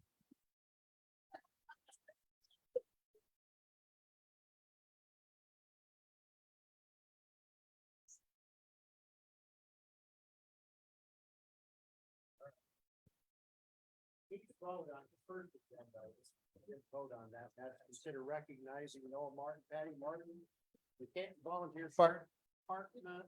Yeah, my is not working. Nothing's working. Boy, this has got hair. Hello. Can you hear me now? Can you hear me now? You need something. I can yell loud enough. You can hear me. Hello. Hello. Yeah. Hello. Here you go, Daryl. Let's use this one. All right. Whoa. Hello. All right. Consider recognizing Noah Martin, Patty Martin, the Canton Volunteer Fire Department, Bradford County 911, Western Alliance EMS, and I'm going to add Life Flight into that. For the life-saving measures taken during the cardiac arrest event, we had a motion in a second. Is everybody in favor? Yes. Hi. Signify by saying aye. No opposed. Thank you very much. All right. Consider approving the Bradford County Emergency Management Agency Distribution Management Plan. We have a motion and a second. Is there any further discussion? Hearing none, all in favor signify by saying aye. Aye. Any opposed? Motion carries. All right. Consider approving resolution 2023-10 for a donation of American Rescue funds in the amount of $37,000 to be distributed to the 8 Bradford County museums. I'll make that motion. We have a motion and a second. Is there any further discussion? Hearing none, all in favor signify by saying aye. Aye. Consider approving an agreement between Bradford County and Trinity Services Group, Inc. for food services at the Bradford County Correctional Facility and authorize the chairman to sign. I'll make that motion. Second. We have a motion and a second. Is there any further discussion? Hearing none, all in favor signify by saying aye. Aye. Consider approving an agreement between Bradford County Correctional Facility and Mindful and Kinetic Counseling, Karen Conklin LPC, for services to be provided for the Bradford County Correctional Facility Trauma Group. I'll make that motion. Second. We have a motion and a second. Is there any further discussion? Hearing none, all in favor signify by saying aye. Aye. Aye. Consider approving an agreement between Bradford County Correctional Facility and Douglas Johnson MSW LSW for sex offender education services. I'll make that motion. Second. We have a motion and a second. Is there any further discussion? Hearing none, all in favor signify by saying aye. Aye. Consider approving an agreement between Bradford County and Tice's Construction for Housing Inspection Services for the Bradford County Housing Rehab Program. I'll make that motion. We have a motion and a second. Is there any further discussion? Hearing none, all in favor signify by saying aye. Aye. Consider approving an end user license agreement between Bradford County and Tyler Technologies, Inc. for 1 year effective September 15th, 2023, and authorize the chairman to sign. I'll make that motion. We have a motion and a second. Is there any further discussion? Hearing none, all in favor signify by saying aye. Aye. Consider renewing an agreement between Bradford County and R Post US Inc. for 3 years in the amount of $9,703.08 annually effective October 1st, 2023, and authorize the chairman to sign. I'll make that motion. We have a motion and a second. Is there any further discussion? Hearing none, all in favor signify by saying aye. Aye. Consider approving an agreement between Bradford County Human Services Agency, Bradford Sullivan County Mental Health Program, and Megan S. Wells Esquire effective July 1st, 2023 through June 30th, 2024. I'll make that motion. We have a motion and a second. Is there any further discussion? Hearing none, all in favor signify by saying aye. Aye. Consider approving an agreement between Bradford County Human Services and Concern effective October 1st, 2023 through April 30th, 2024. I'll make that motion. We have a motion and a second. Is there any further discussion? Hearing none, all in favor signify by saying aye. Aye. Consider approving an agreement between Bradford County Human Services Early Intervention Program and the following providers effective July 1st, 2023 through June 30th, 2024. I'll make that motion. We have a motion and a second. Is there any further discussion? Hearing none, all in favor signify by saying aye. Aye. Consider approving a unit of service funding agreement between Bradford and Sullivan County Joinder and Safe In-Home effective July 1st, 2023 through June 30th, 2024. I'll make that motion. We have a motion and a second. Is there any further discussion? Hearing none, all in favor signify by saying aye. Aye.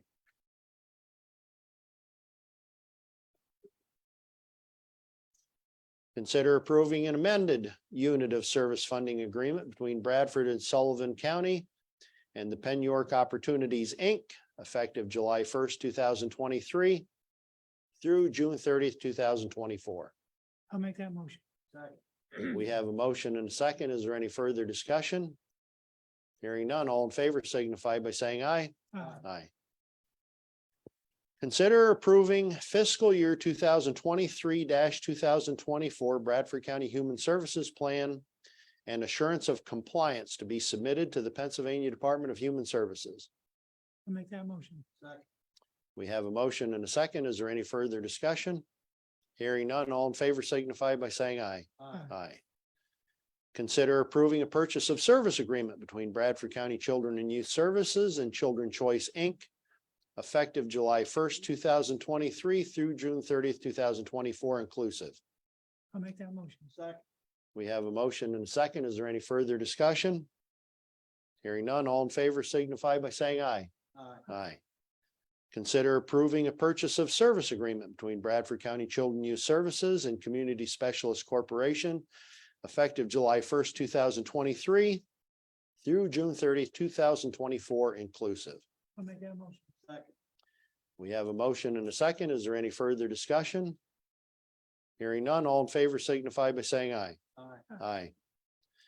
Consider creating an advisory committee consisting of members of our community representing the varied interest groups related to the current and future possible uses of the library facility. This committee will gather input and information regarding the future of the Bradford County Library and the uses of the facility. I'll make that motion. We have a motion and a second. Is there any further discussion? Yes.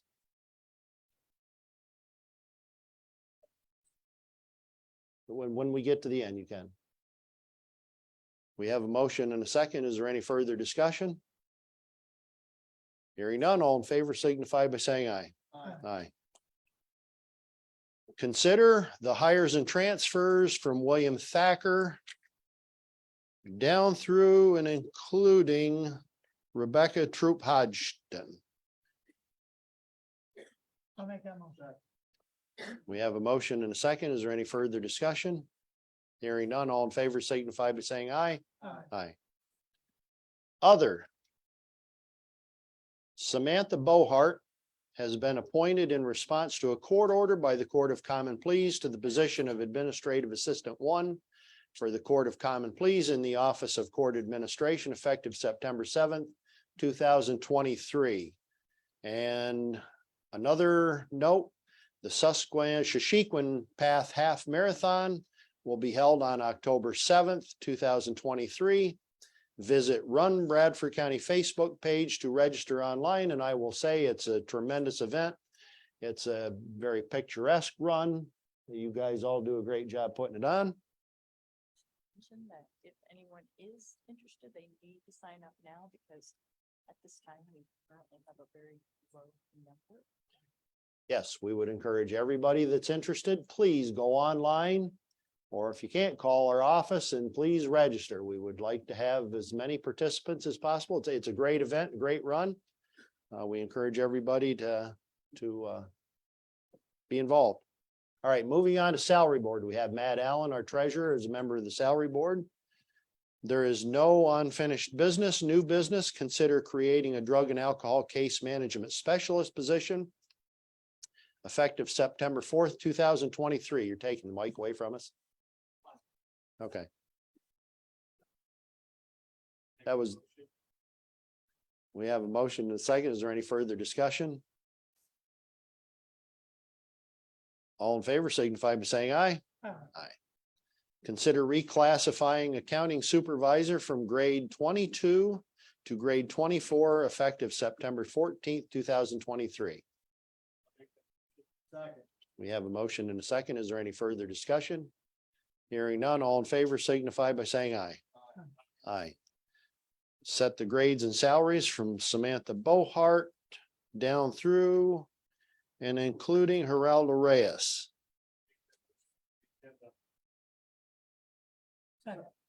We have a motion and a second. Is there any further discussion? Hearing none, all in favor signify by saying aye. Aye. Thank you, Matt. Moving on to assessment board, there is no unfinished business, new business. Consider approving the real estate report for August of 2023. I'll make that motion.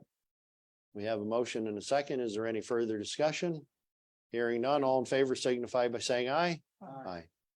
Consider approving the occupation report for August 2023. I'll make that motion. We have a motion and a second. Is there any further discussion? Hearing none, all in favor signify by saying aye. Aye. Consider approving the following for tax exemptions. The first one is Richard F. Parks. It is it a veterans exemption? Okay, doesn't say that, but all right. New veterans exemption. I'll make that motion. We have a motion and a second. Is there any further discussion? Hearing none, all in favor signify by saying aye. Aye. Second one is Anthony Gower, and I believe that is a veterans exemption as well, a new one. I'll make that. We have a motion and a second. Is there any further discussion?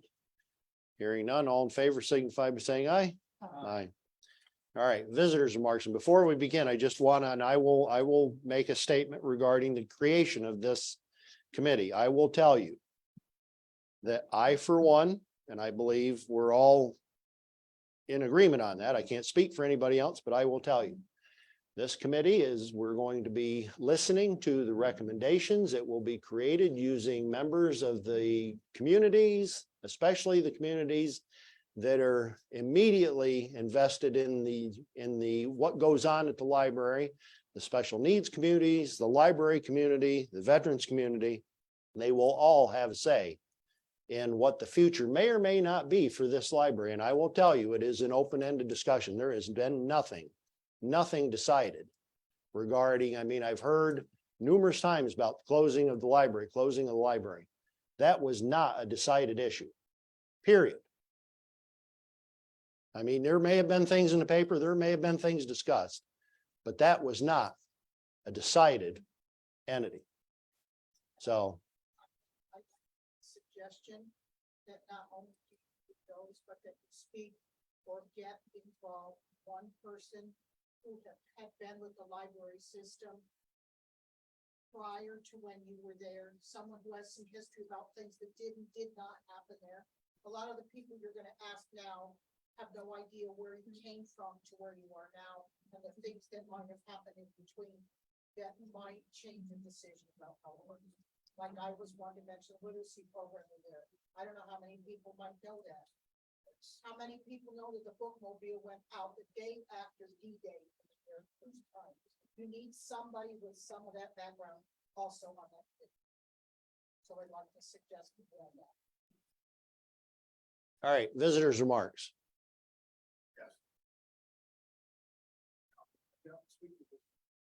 Yeah, if you would, please, because we're recording this. Do we have a mic by any slim chance? One of your comments for the library. Can we create a task force to look into creating something for the veterans as well? That's all part of this bigger, broader discussion. Okay, Yes. well, I just would like to add to the wording. That's all I'm asking because it's not in the wording currently. I think we should add that. Put it in paper, written. We know it's done instead of just hearsay.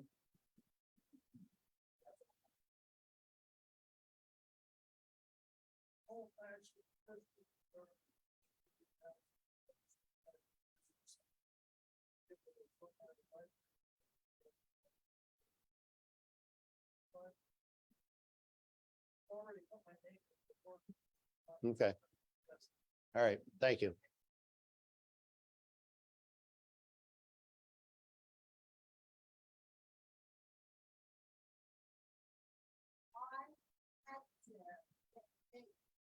That involves students, that involves the professionals. All before it got involved with the library. Why was that not done? And why was that a public knowledge? We're just. What's that? We're creating it now. Mm-hmm.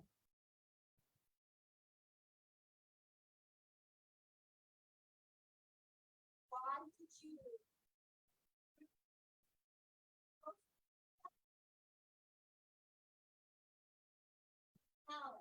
That it was an issue.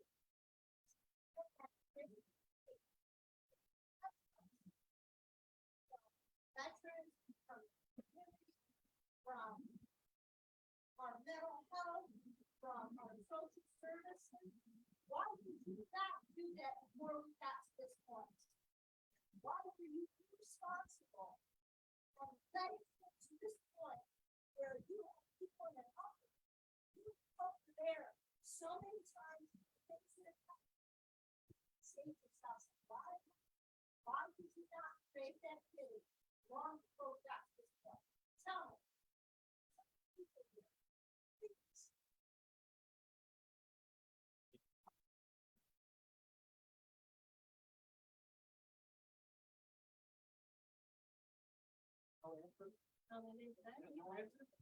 We're creating the committee now. I understand the question. We're creating the committee right now. What's that? Yeah. Because there's open records and this whole narrative about secrecy and all this is not there's no truth to that. There's open records. We have to do things in certain ways. We can't just go around and make things.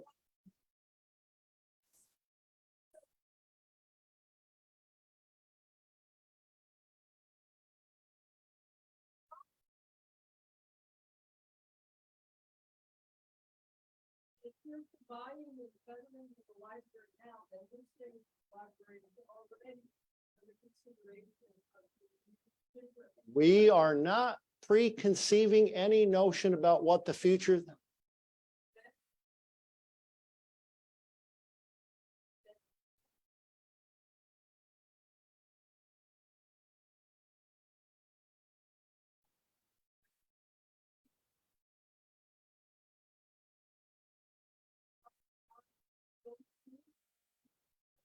You don't want those rooms to continue to get something.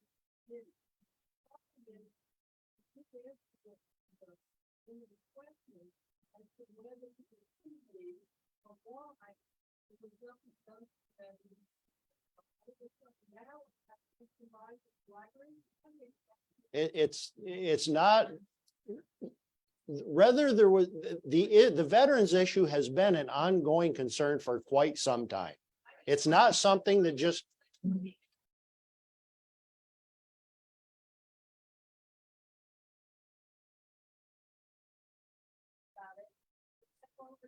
The next to the courthouse, there's lots of beautiful offices over there, and so they, their office, and then they could expand.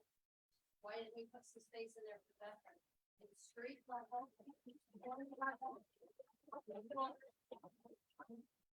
Why did we move offices over there and not our veterans?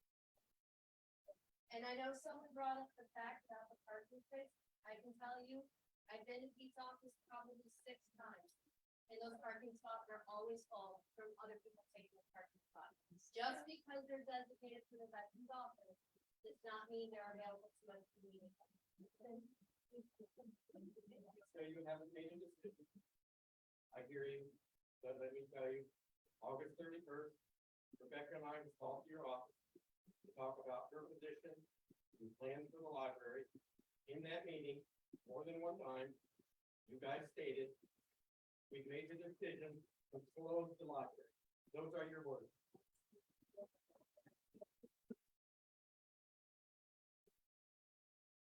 An empty building, and we were discussing, should we put a library in it? Shall we have veterans offices in it? This would be an interesting discussion, and we would have these different people. I'm sure there's other people who would like that building. But we don't have an empty building. We have a perfectly good library. And all of a sudden the discussion is, let's up it in the library, dump it out, and then we'll have an empty building and we can do other stuff with it. That makes no sense. We have a beautiful library, a useful library. If you want to say it costs us too much money, talk to the library about cutting down their expenses.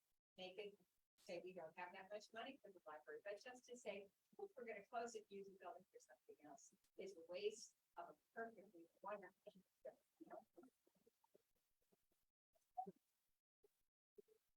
The budget, would keeping that building still need heat and water and somebody to plow and somebody to mow.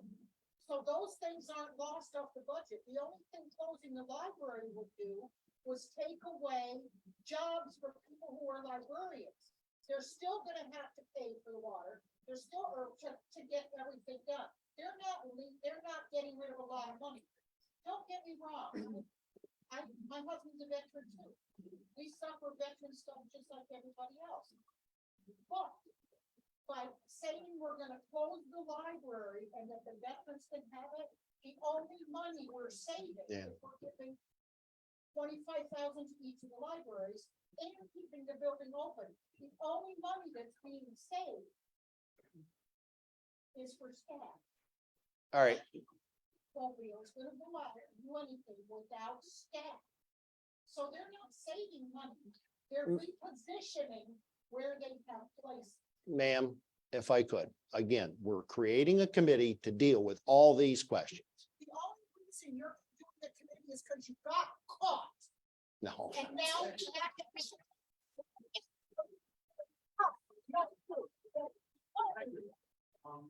Commissioner, it seems to me that a committee is a good idea. It seems to me that the committee must be created so that the appearances, it's not stacked. I leave that to you. However, I'm concerned about a committee as large and unwieldy as you're about to form, being able to do things effectively. There is a solution. I can think of personally 5 trained facilitators that are retirees just from Global Tungsten. I'm sure that's true of other corporations. I have served on committees in my 38-year career and in work, and I have served on numerous strategic planning committees for different organizations. I will tell you, 100% of the ones that were successful were led by facilitators that made sure that the mission was clear, concise, and communicated, and it was done in an appropriate way using techniques. I would recommend that you start by seeking out, like, I've given the names of the retired facilitators that I know. There's probably someone from DuPont or Jell-Lynn or the hospital that knows other people. Thank you. Thank you.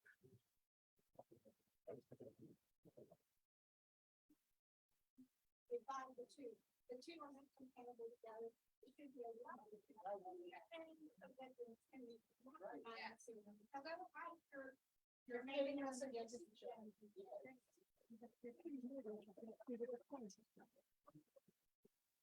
Gonna kind of veer off a little bit on the topic. I would like to invite James to come and ask his questions because he is also a member of the community and has the right to speak and ask his questions. And he's going to ask questions that I also have. And I think he should be treated. He will. With the same respect that you all have very kindly given to all of us. Some of us who have been combative, some of us who have been off topic or said things that were not appropriate to the place in the agenda. You've gone along with that and it's been fine. I think that the same respect should be given to our local media who give us information and ask important questions for us. So please, I would like him to come up and ask.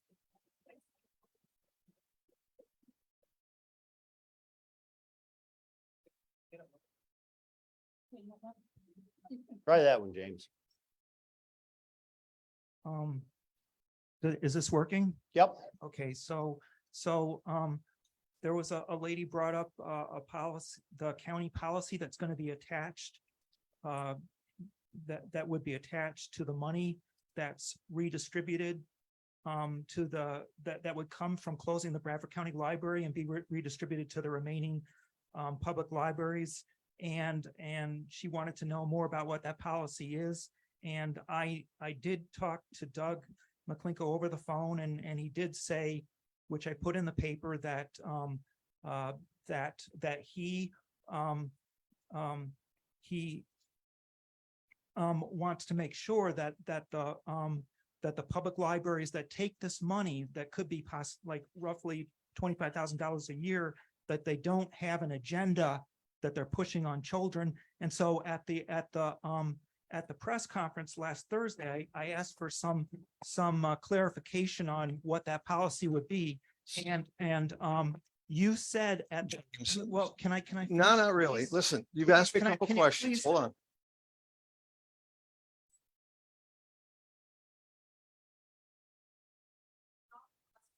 Our statements, even if they haven't been beneficial to you, you cannot afford. Okay.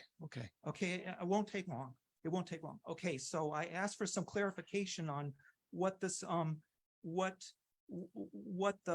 when you say that public libraries are gonna have to, that they're not to have an agenda that they push that for children, if they take the money, or an agenda that they push out, that they push on children, that if they have an agenda if they take the money. So I asked at the last, at the press conference last week, I asked you to clarify that, and you said the policy will be that we want children's programs at these public libraries to be for children. And you also said we want that the story times that the bookmobile is going to have for children, we want them to be for children. So you're saying the children's programs are to be for children at these public libraries, and the bookmobile, their story time is to be for children. And so I'm wondering, what does that mean? Does that mean that if a public library has a program for children, that the books that are available at that program, that the library needs to worry about whether they're going to have some reference to homosexuality? Like, say if there's a book about two male penguins taking care of a young penguin, that they should worry about not making that available to children? Are you saying that you don't want someone in drag reading a story to children? I'm just wondering, I'm just concerned that libraries are going to have to look at their collection And if they're gonna have children's programs, they're gonna have to look at their collection, because the whole idea of these children's programs is that you want parents and kids to go and look at what's in the stacks. And so the libraries are gonna say, well, if we're gonna have these children's programs and we're gonna get $25,000 a year, we better make sure that we don't have books in our stacks that some parent's gonna complain about, so we don't lose our funding. Where did you, James, two things. First of all, county policy, let's address. It's two different things. And this was off a conversation you and I have a lot of times. I can't even remember it. You call me up all hours of the day and night, and I appreciate because you try to get things right.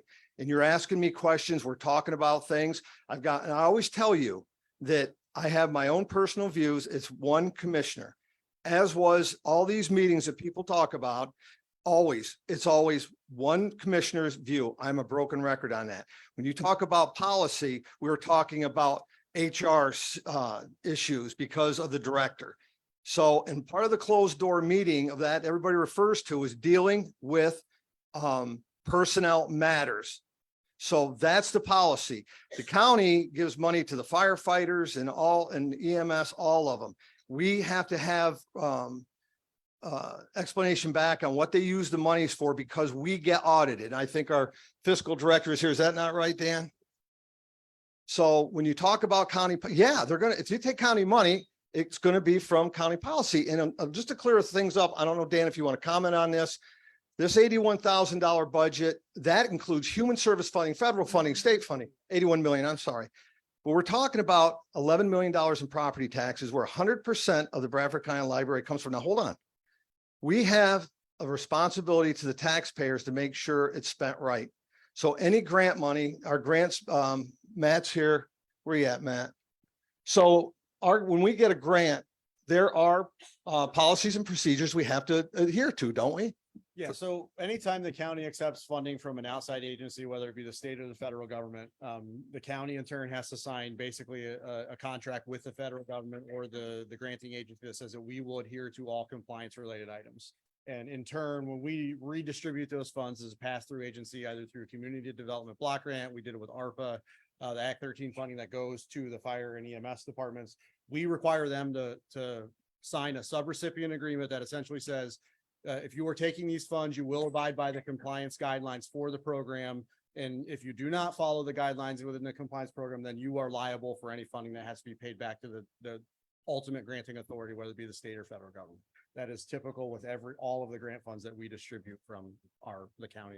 So when you talk about policies, James, that's what you're talking about. And you're talking about a phone conversation that was supposedly, it wasn't part of a story. We were talking. And if you ask me questions, It was part of a story. Well, not when I talk to you, because I can't even remember it, to be honest with you. But with the policy part, I strictly am going to be a broken record. All of our fire companies have to tell us what they use the money for. We get audited. And so they're going to have to adhere to it. And if a county employee, if Leah is done through the county, as she is, right, Dan? Now, so we have the historical society with Matt Carl. We have the tourism, and they have to come under our HR, correct? They have to adhere to our policies, correct? So that's what I'm talking about, James. Well, it was certainly more than human resources. I didn't make this stuff up. And I put it in. When did we talk? I don't know. No, you don't know. When was it though, James? You call me on the phone. Roughly within the past 2 weeks, like 1 to 2 weeks ago. It would have probably been a little bit longer ago than that, but nevertheless, it's a phone conversation that you and I had. And, and then everything I just said is exactly right. Was it done at a public record? Was it done at a public meeting, James? Some of it was it at a phone conversation? If you want my personal opinion, ask my personal opinion. But if you're going to try, you got this sunshine law, which I wish Jonathan would stand up and talk about that, because we're a broken record. I've heard Commissioner Sullivan and Miller always say, this is one commissioner's opinion. We don't speak for the board unless there's action taken. And the sunshine law, which this gets thrown around, is in Jonathan, I don't know if you want to address that or not, but I appreciate it if you would, because we've talked in great length about it. And this board goes out of the way to be open and transparent, and always has. Well, in your conversation with me, When was that, James? Which there were two of them. When? One was over the phone and one was at the press. And you conference. took the one that was over the phone and you're questioning me at the public meeting on stuff when it could have been 9 o'clock at night when you called me. Hey, I don't know what we're talking about, but I'll tell you this much. If you want my personal opinion, ask my personal opinion. If it's not in a public meeting, then I'm not doing it as a part of a decision-making process of a board of commissioners.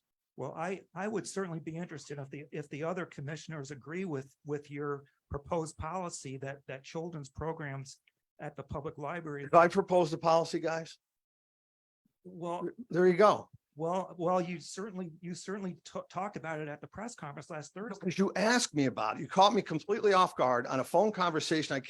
I'm just going to clear this up. I don't care who you sleep with. I don't. He's asking me about homosexuality books and all this other That- stuff, that- but I would you asked me that, but I'd also just like to know if children need to be left alone and need to be told. That's my personal opinion. We talked about that. There's no county policy to it, but there will be county policy with the HR part. You're getting together this committee. If this committee should come back and suggest to you that there should be a referendum for people to choose whether they should keep this library open and whether they should accept extra funding through taxes, is this something you will consider? It's an open-ended discussion. There's no preconceived end to this. Because they have them pitted against us and us pitted against them. There's- That it comes to a consensus, whatever's decided, that the people of Bradford County get to choose. Not the three of you, not a committee of people. That it needs to be a referendum that says, due to committee and by design from the commissioners, this referendum states that the county library should be got rid of because and that this should happen. Because you're cutting the people of Bradford County out. What you're doing is dividing our county. We don't need any more division. You need to decide if this committee, other than giving you their ideas and their opinions, will go to help the people of Bradford County make the decision. We should be the ones making the decision. It shouldn't be left to three of you and it shouldn't be left to a committee. So if whatever the committee decides should be made a referendum for the county, that the people of Bradford County decide on the ballot, whether we want to keep it, whether taxes should go up to be able to pay for it. Those are things the committee should work toward, not toward whether we should close it, whether we should let the veterans come or whether we should. It should be on, if we're going to keep it, how we're going to keep it. Sherry, you have my phone number. You talk a lot. But I'm just making them Would you statement. agree to let the committee get appointed, to let us get experts in all the different areas that we're gonna, because now we can talk about it, right, John? You agree to let them do the work, and, because I know that it's not a public committee, we're gonna take the recommendation very seriously. Would you agree to let them do their work and just leave them alone? And a facilitator is But we great. should need to an ending thing. Because what it's gonna come down to again is the committee decides. The three of you are gonna be the ones on the line again saying that we're gonna close it because the committee recommended it. And then it's going right back to, it should go to the people of Bradford County, not to three of you. Okay, I'm just gonna say, at this public meeting, are you willing to say that a policy attached to money going to the library will not be restrictive of content, of library content? That it would be a policy like any other, I'm contracted with the county, I understand that there are restrictions and policies that go along with contracts and go along with money. Are the commissioners all willing to say that the money, if it's distributed, whether it's to the Bradford County Library or the other local libraries, would only have typical policy attached, not content restrictive policy attached? At this public meeting, would you all be willing to answer that?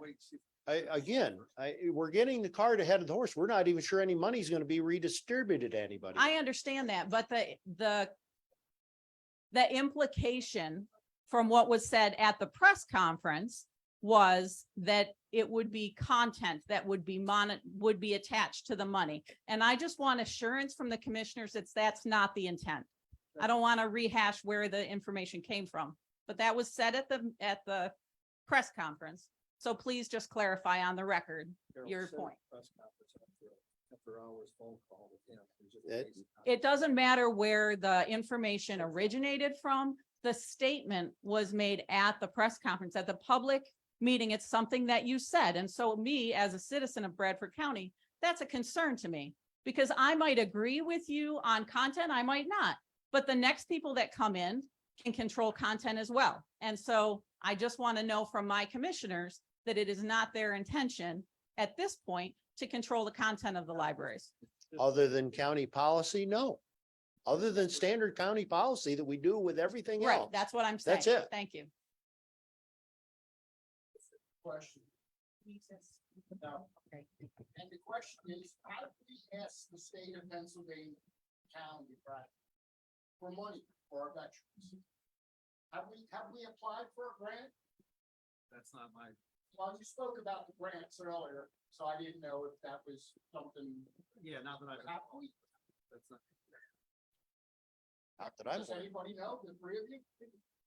We've applied for grants. There is grants through the state of Pennsylvania. And we have applied for them? Nothing to the extent of, yes, we have. Oh, we actually have received one. That's what repurposed. Part of that grant repurposed the old bookmobile into the current mobile bookmobile that I abandoned in 33 weather, loading the veteran into his claim to his house. I know. You can apply for these every year. They're like $10,000 and $20,000. Don't get them. You have to fight among 67 others, 66 other. I just thought we could ask for more for a special project to build something. No? I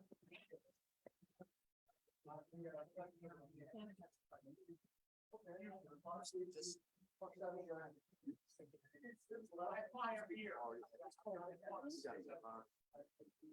Go ahead. Okay. I'm glad we started talking about grants, because I just had a question about, there was a grant to get ADA compliant push button doors that the library had asked for, like late fall, early spring this year. And the library had brought it to the commissioners that money was available for these doors. And the grant writer never brought up anything. And I know the librarians asked multiple times about this grant for the doors, and nothing was ever done about it. That's not true. There was no grant money available. There was nothing that was brought to us about grant money being available. I told them that there was going to be grant money available after June. And there is money available now. Are you pursuing it? Yes. Okay. Absolutely. All right. Okay. I'm surprised that there isn't someone here from the state library or the district center library who could tell us what all the requirements are for a public library. You can't just, they don't just, well, they probably did originally just grow like Topsy, but they can't anymore. They have to meet the qualifications of the state library for the library code. And I thought someone from the state should be here to address that issue before you start either closing libraries or combining libraries or doing whatever, because there are certain restrictions depending on whether you're a county library, a municipal library, like a town library, and there are different regulations that you have to meet. And someone should be here to address that before you start trying to scoop them all up together. There is an individual that works with the state system that will be involved with this process, June Hoteling. Yes. All right. Yeah. All right, just a second, Zach, if you don't mind. This lady, can we introduce you? And you've been waiting very patiently here for. If you would introduce yourself and what she has, she actually had won a gold medal at the Senior Olympics. And when was that held? July, mid-July. Okay.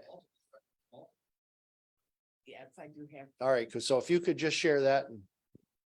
I really don't know what to say. I don't even know if this is working. Or stand right up if you could. Come on, what you've done is incredible. And so here, you tell the folks what you've done and about your medals. It's unbelievable. Here you go. I really had no idea I would get in on all of this. I thought I was coming to talk to the three commissioners, so. Yes, I have competed in the Senior Olympics since 2003. Across the country. We've traveled to San Francisco, Texas, Minnesota, Alabama, Florida. And this last one was in Pennsylvania, Pittsburgh. I'm very nervous because I didn't plan on doing this. I compete in track and field and bowling. And I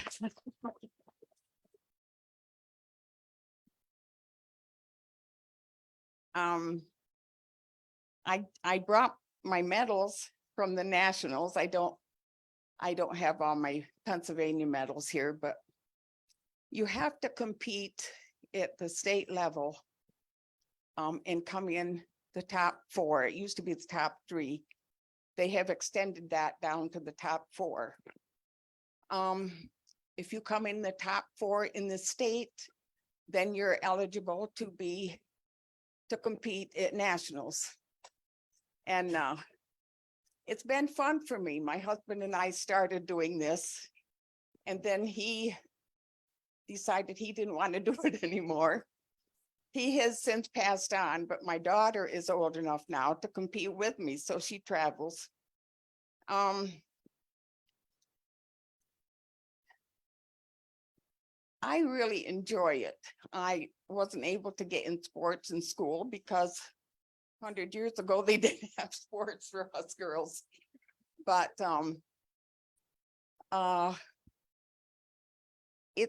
it's more a thing nationally that they want us to keep our health. They want us to stay active. This gives us something to help us stay active. And I know I don't look like an athlete, but I enjoy it so much.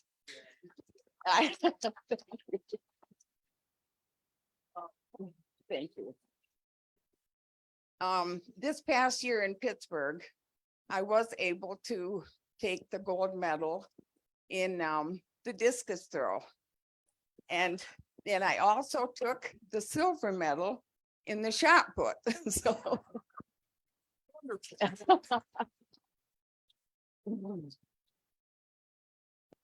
I have brought my national medals with me today to show you 3 fellas, but I didn't know everybody would be here. Sure.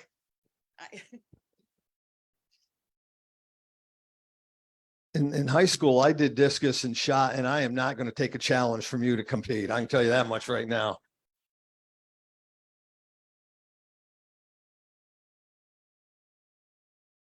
I have quite a few here. This is my first one, and I was so proud of it. I put this in a frame. This was my first one that I got in Kentucky. This was the bronze medal.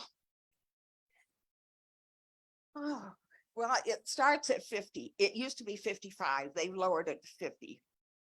And how old would I have been? I think I was 50. No, I'm a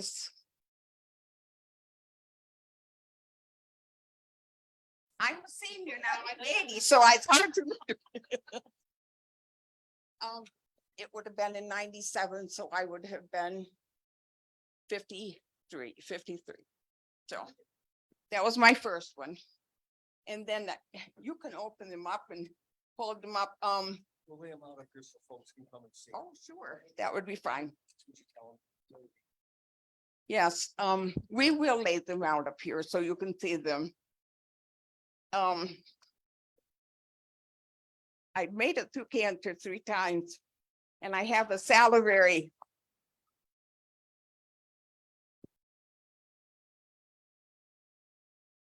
my one cancer messed up my salivary gland, so I get really thirsty. I'm sorry.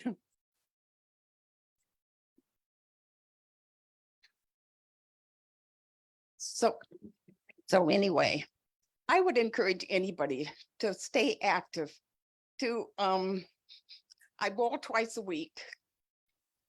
And when it comes around to competing again, which will be in 2025, I will have to be more active than I am now because there's a lot of competition. The last competition in Pittsburgh this last year, or this year, was what did I say, 16,000 athletes. So it's a lot of athletes. They don't all compete, thankfully, in my sports, but it's fun. It's quite an honor to represent Pennsylvania, to be in the top 4 in Pennsylvania and go on to nationals. I feel very honored, yes. Georgia Schoner. Yeah, I know you, Chelsea. Yes. Yeah. I'm from Coreyland, up Coreyland Way, Gillette. And I would encourage everybody to be active and stay active. After my last chemo, it was brutal. And I didn't know if I would even get through it. But I did, and I thank God for that. And but I encourage everybody to keep as active as you can, because I didn't want to even get out of my chair after my chemo. And I thought, if I can do the treadmill 1 minute, and get some strength back. And then after a few days, I did 2 minutes. And little by little, I worked my way back, and I thank God for that. But I would encourage anybody. I don't know how many of you are old enough to compete yet, but when you are old enough, look into it. Look into the National Senior Games. It's fun. I've met a lot of wonderful people across the United States, and it's exciting to go back. It's every other year, and you have to compete at states on the even year. And if you come in the top 4, you will qualify for nationals. And once you go to nationals, they're all across the United States. It's fun. We travel, and I would encourage you all to look into it, because it's fun. I look forward to seeing the people that I only see every other year, because nationals, states, you have to qualify in the top 4 to make nationals, and then the nationals are every other year. So I would encourage everybody to do it. It's fun. It's just, I don't know what else to say, but You're an inspiration to us, and I talked to you a couple of times, and God bless you, and you make us Bradford County proud. We have 2 gold medalists in Bradford County now. We have 2 gold medalists in Bradford County. You're one of them. That's terrific.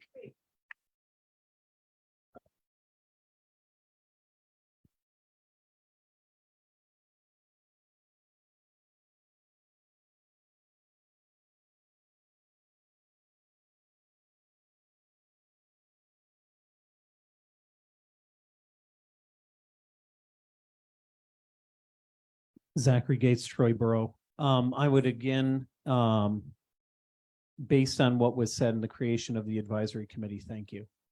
That's a great step.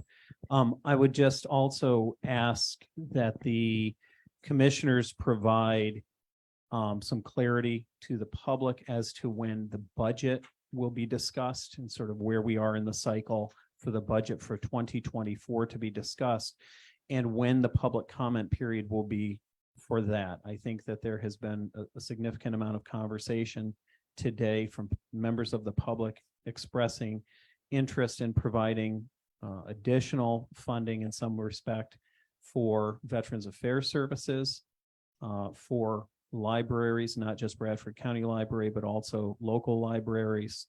And that the information regarding where that budget is at or will be, and the information about Act 13 funds held in reserve, where those are. I know certainly they were used for the creation of the public safety building that we stand in here today. They can also be used for delivery of social services. And so that there would be some amount of opportunity for the public to provide insight so that the public feels that which they prioritize and that which they value will be adequately reflected in the 2024 budget. Just insofar as there's an advisory committee, which will certainly be providing some input for the commissioner's consideration, this is also happening at the same time as there's a 2024 budget being created. So I would just ask that there be something done in that respect. And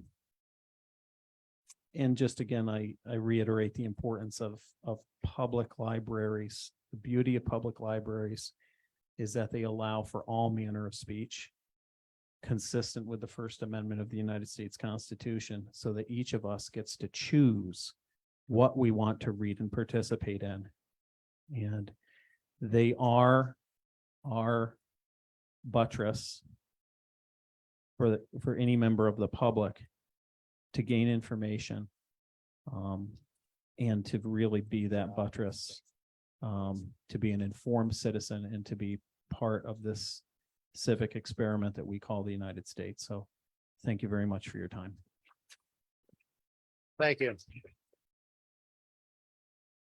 And just to follow up on that, the budget, the whole process, the budget goes on, I believe this year it's scheduled to go on the counter publicly on November 9th. It's on there for basically 30 days for public comment input before we actually vote on it.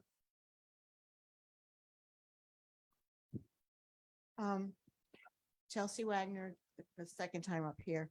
I'm not trying to, harp on anybody or anything, but what I've seen here today, there is a lot of public involvement in this, but also I just want the commissioners to know that what you're saying at some times is seen by the public, and then other times you're denying it. So I'm starting to wonder, where you're really coming from. It's just a question and a concern, because on WENY News, I saw and I heard it said that the Commissioner McClinko says the plan is to turn the library into a center for veterans, which is great, and a private internet cafe. It's those words, wait a minute, private internet cafe, that concerned me. And it wasn't just a news thing I was reading. I saw, like FaceTime, you were on the phone.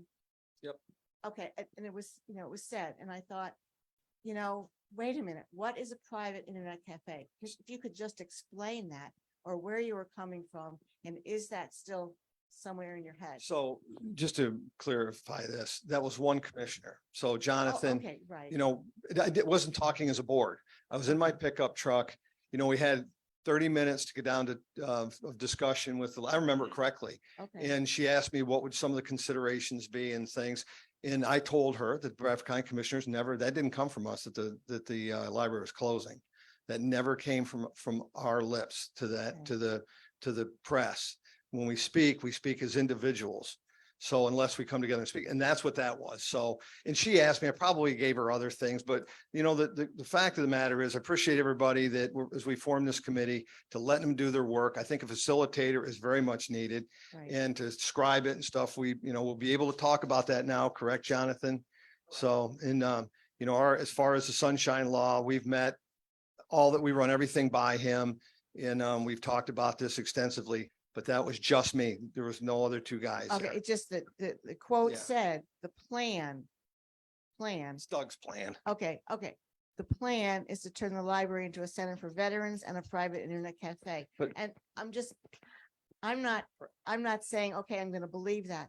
But if it's out there in print, just to be aware, I'm a journalist. I understand. If Yeah. it's out there in print, I don't want to use this word, but I'm going to beware. you Yeah, know. no, we understand Just that. understand what you're, Yeah, you know, what And, you're and that's doing. why when you have these conversations with reporters and stuff, it's Okay. a, you know, you got to have a bond with them, you know, and with this Yeah. lady, I spoke to her for quite a while. And, but I always say, this is one commissioner's opinion. And that's what I told her. She didn't put it on there. It's not, but the other board wasn't there. And quite frankly, you know, I'm excited about, this panel. You know, we can now talk about it now because we've taken public action, right, Jonathan? And, we're going to put together a dynamic and I'm going to go by what they find. So, but I appreciate it, but we've got to get to a prison. Thank you. Jonathan.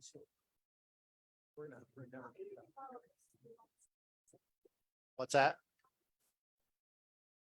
Submit your name to our office.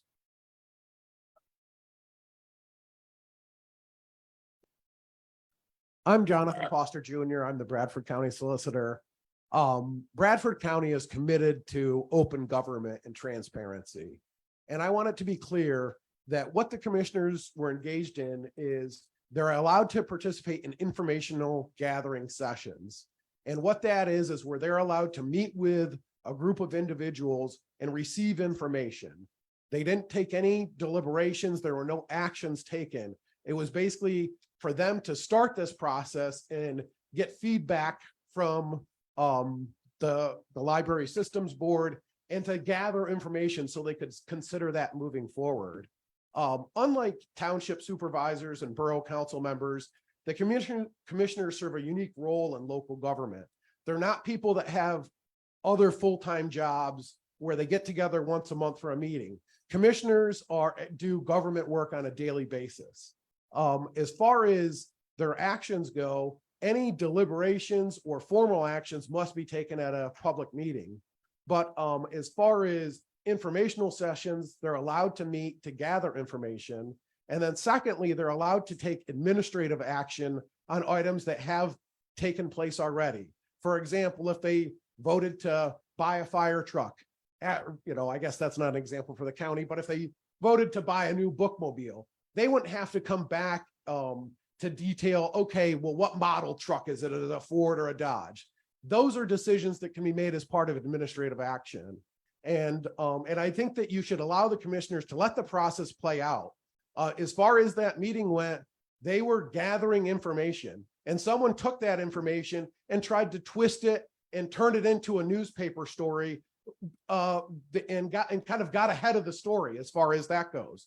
The commissioners didn't have an opportunity to hold a public meeting to announce, hey, we're forming a committee. We got feedback from the relevant people, and now we're going to move forward on this. And also, the commissioners are allowed to express their individual opinions on any matter. When the Sunshine Law is involved, it's when they're discussing things amongst themselves and making decisions that are going to impact the public. So I just wanted to clarify that they have been in compliance with the Sunshine Law. They're allowed to conduct informational sessions and receive information. And they look forward to having a committee and the public involved as they go through this process and have full transparency as what's going to be best for the county. Thanks, John. Rebecca, our librarian, called to the commissioner's office. As I spoke earlier. Personnel matters are also exempt from the Sunshine Law. So if they were talking about personnel matters with you and We were told, we made the decision to close the library. After that, we asked for the HR lady to come out so that they could tell other employees. If that's an action they already spoke of to close the library, why does the HR even need to come to our office involved? The decision isn't made yet. That's what you're saying. They're saying because it wasn't public, that the decision wasn't made yet. It was made, and they sent HR to our library to talk it over with other employees. okay. Don't say that, I know it. We were all there. That was said, then how can you say that this could an impartial made no decision. There's no. If you are able to put in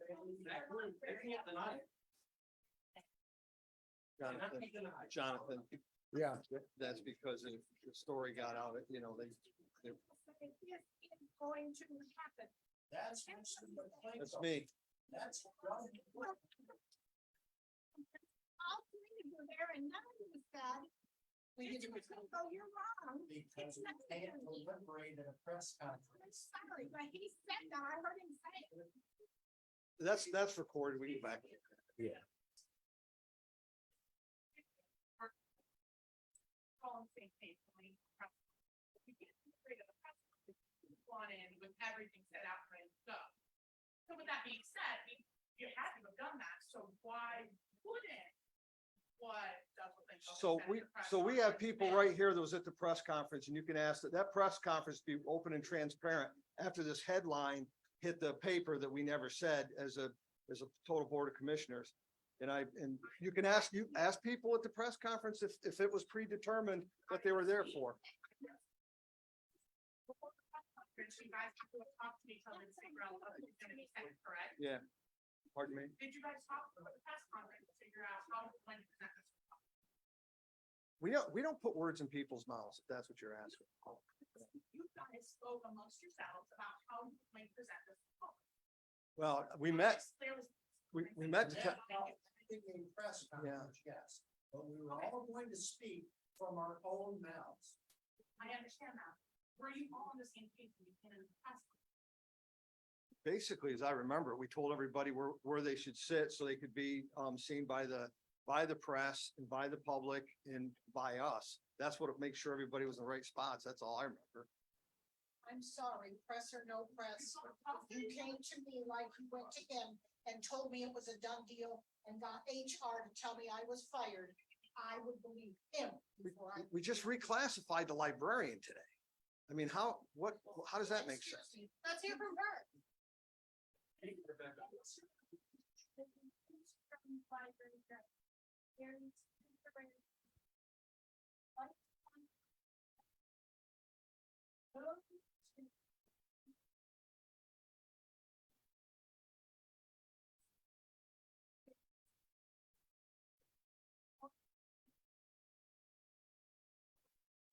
The purpose reason that this had been brought to our attention prior was that you were trying to help the former library director stay on insurance. Certain people within the community have been notified by his wife that that wasn't the case at all. No, she wouldn't know that. So Oh, he's under her insurance. So it was not necessary. well, we waited for Mr. Singer retired. Yeah, we're discussing HR stuff. So you brought that to us. to Yeah. make It sounds like you had, postponed all of this to benefit this gentleman, and this gentleman's wife has spoken to many people within the community and said that is not the case at all. Not at all. It seems to me that what's going on right now is we got a he said, she said. No. I, for one, listen, you let me finish that. I, for one, am actually not interested in the missteps that the commissioners made to getting to this point. Then you're I wrong. will, ma'am, let me finish. I will vote to make sure that we have individuals that don't speak or allow these kinds of things that happen. Mr. Foster, you actually made them look worse. Because what it is you brought up and continued the subject. I agree, they might not have violated the sunshine law, but the reason this crowd is here today is because of bad communication. My time has been wasted because if I knew that this was about doing a committee, I would have allowed the commissioners to simply take that action and perhaps volunteer to help. But instead, I'm here and I came here under the false pretense that it was a done deal and the library was gonna close and I was concerned. You folks can get angry and stop this, vote them out. But if you want to make it better from this point forward, support the folks that work on the committee and watch the commissioners and make sure that they create a broad committee and that the committee is properly facilitated and has the data at their disposal to make the decisions, because the decisions are going to be important. Thank you. I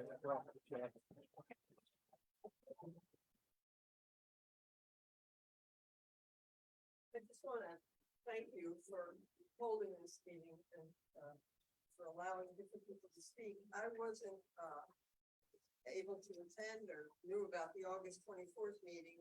And I just want to know, it says according to a news story, and maybe this is incorrect, but I'm just asking, according to the August 24th meeting's document, so I don't know what document that was, but what I'm looking at the meeting. The Bradford County Library's collection of 40,000 books will be available for bidding or used in the bookmobile. Is that sad or no? Where our documents that came off from. The system board would determine which titles are appropriate for the bookmobile going forward, and the commissioners would need to agree to give those systems, those items to the system for the bookmobile. That never came up. It's not our documents. So there was no document that came out from us. Not from us. Almost 24th date. Okay, that's why I'm asking for clarification. The other thing is, I do appreciate the fact that we've talked about the budget. I went on the Bradford County budget, found out that it's 153 pages long. Thanks a little bit going through. I would ask you to, it's nice to hear that there's now going to be public comment and so on, or has been in the past. I was correcting myself, I'm sorry, but there will be public comment available. But looking at that budget, there might be some places where maybe other money could be found to do the things that you want to do. You know, and the other thing I would say, and I'm supporting the library because I guess my father was a wordsmith and writing the poems and doing all those things about the library, and It was good. going, his profits from that going to the library as well. So that's why that seems very close, that it would be important that continue. But getting back to the veterans, I became familiar with them and heard things about them and realized that some things need to be done about them, but I do think they are two different subjects. I don't think creating a committee to talk about veteran use in the library, I think that sounds like the veteran issue is too big an issue to be combined with something else. So I would just ask you to take that in consideration. Thank you. And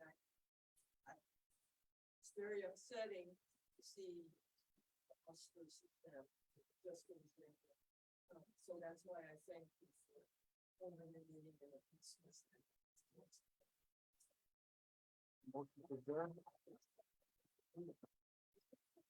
Printed on the live stream, they were curious about the building across the street, the empty building across the street. Does the county own that? How many county, or how many empty buildings within the county do we own? Does the county own? None of the magistrates buildings, none of that.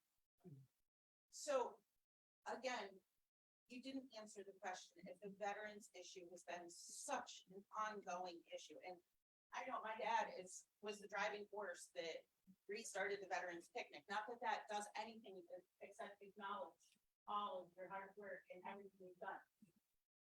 But if it's been such an issue within the community and within the county for so long, why did we not know? Why did you not tell us? Why? That's all I have to say. Moved them upstairs, it didn't work. Better at this stuff. Hugh Austin, Burlington Township. I hear you say that the August meeting was for information gathering purposes. But what comes out in the press, not information, but a proposal. You say that no decision has been made. Some people say otherwise in private meetings that they had with you.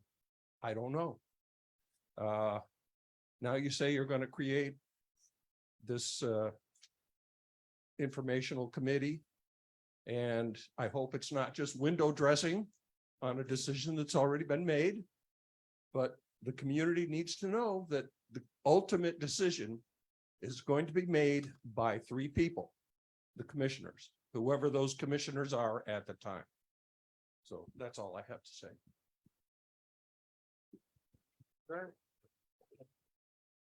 Second.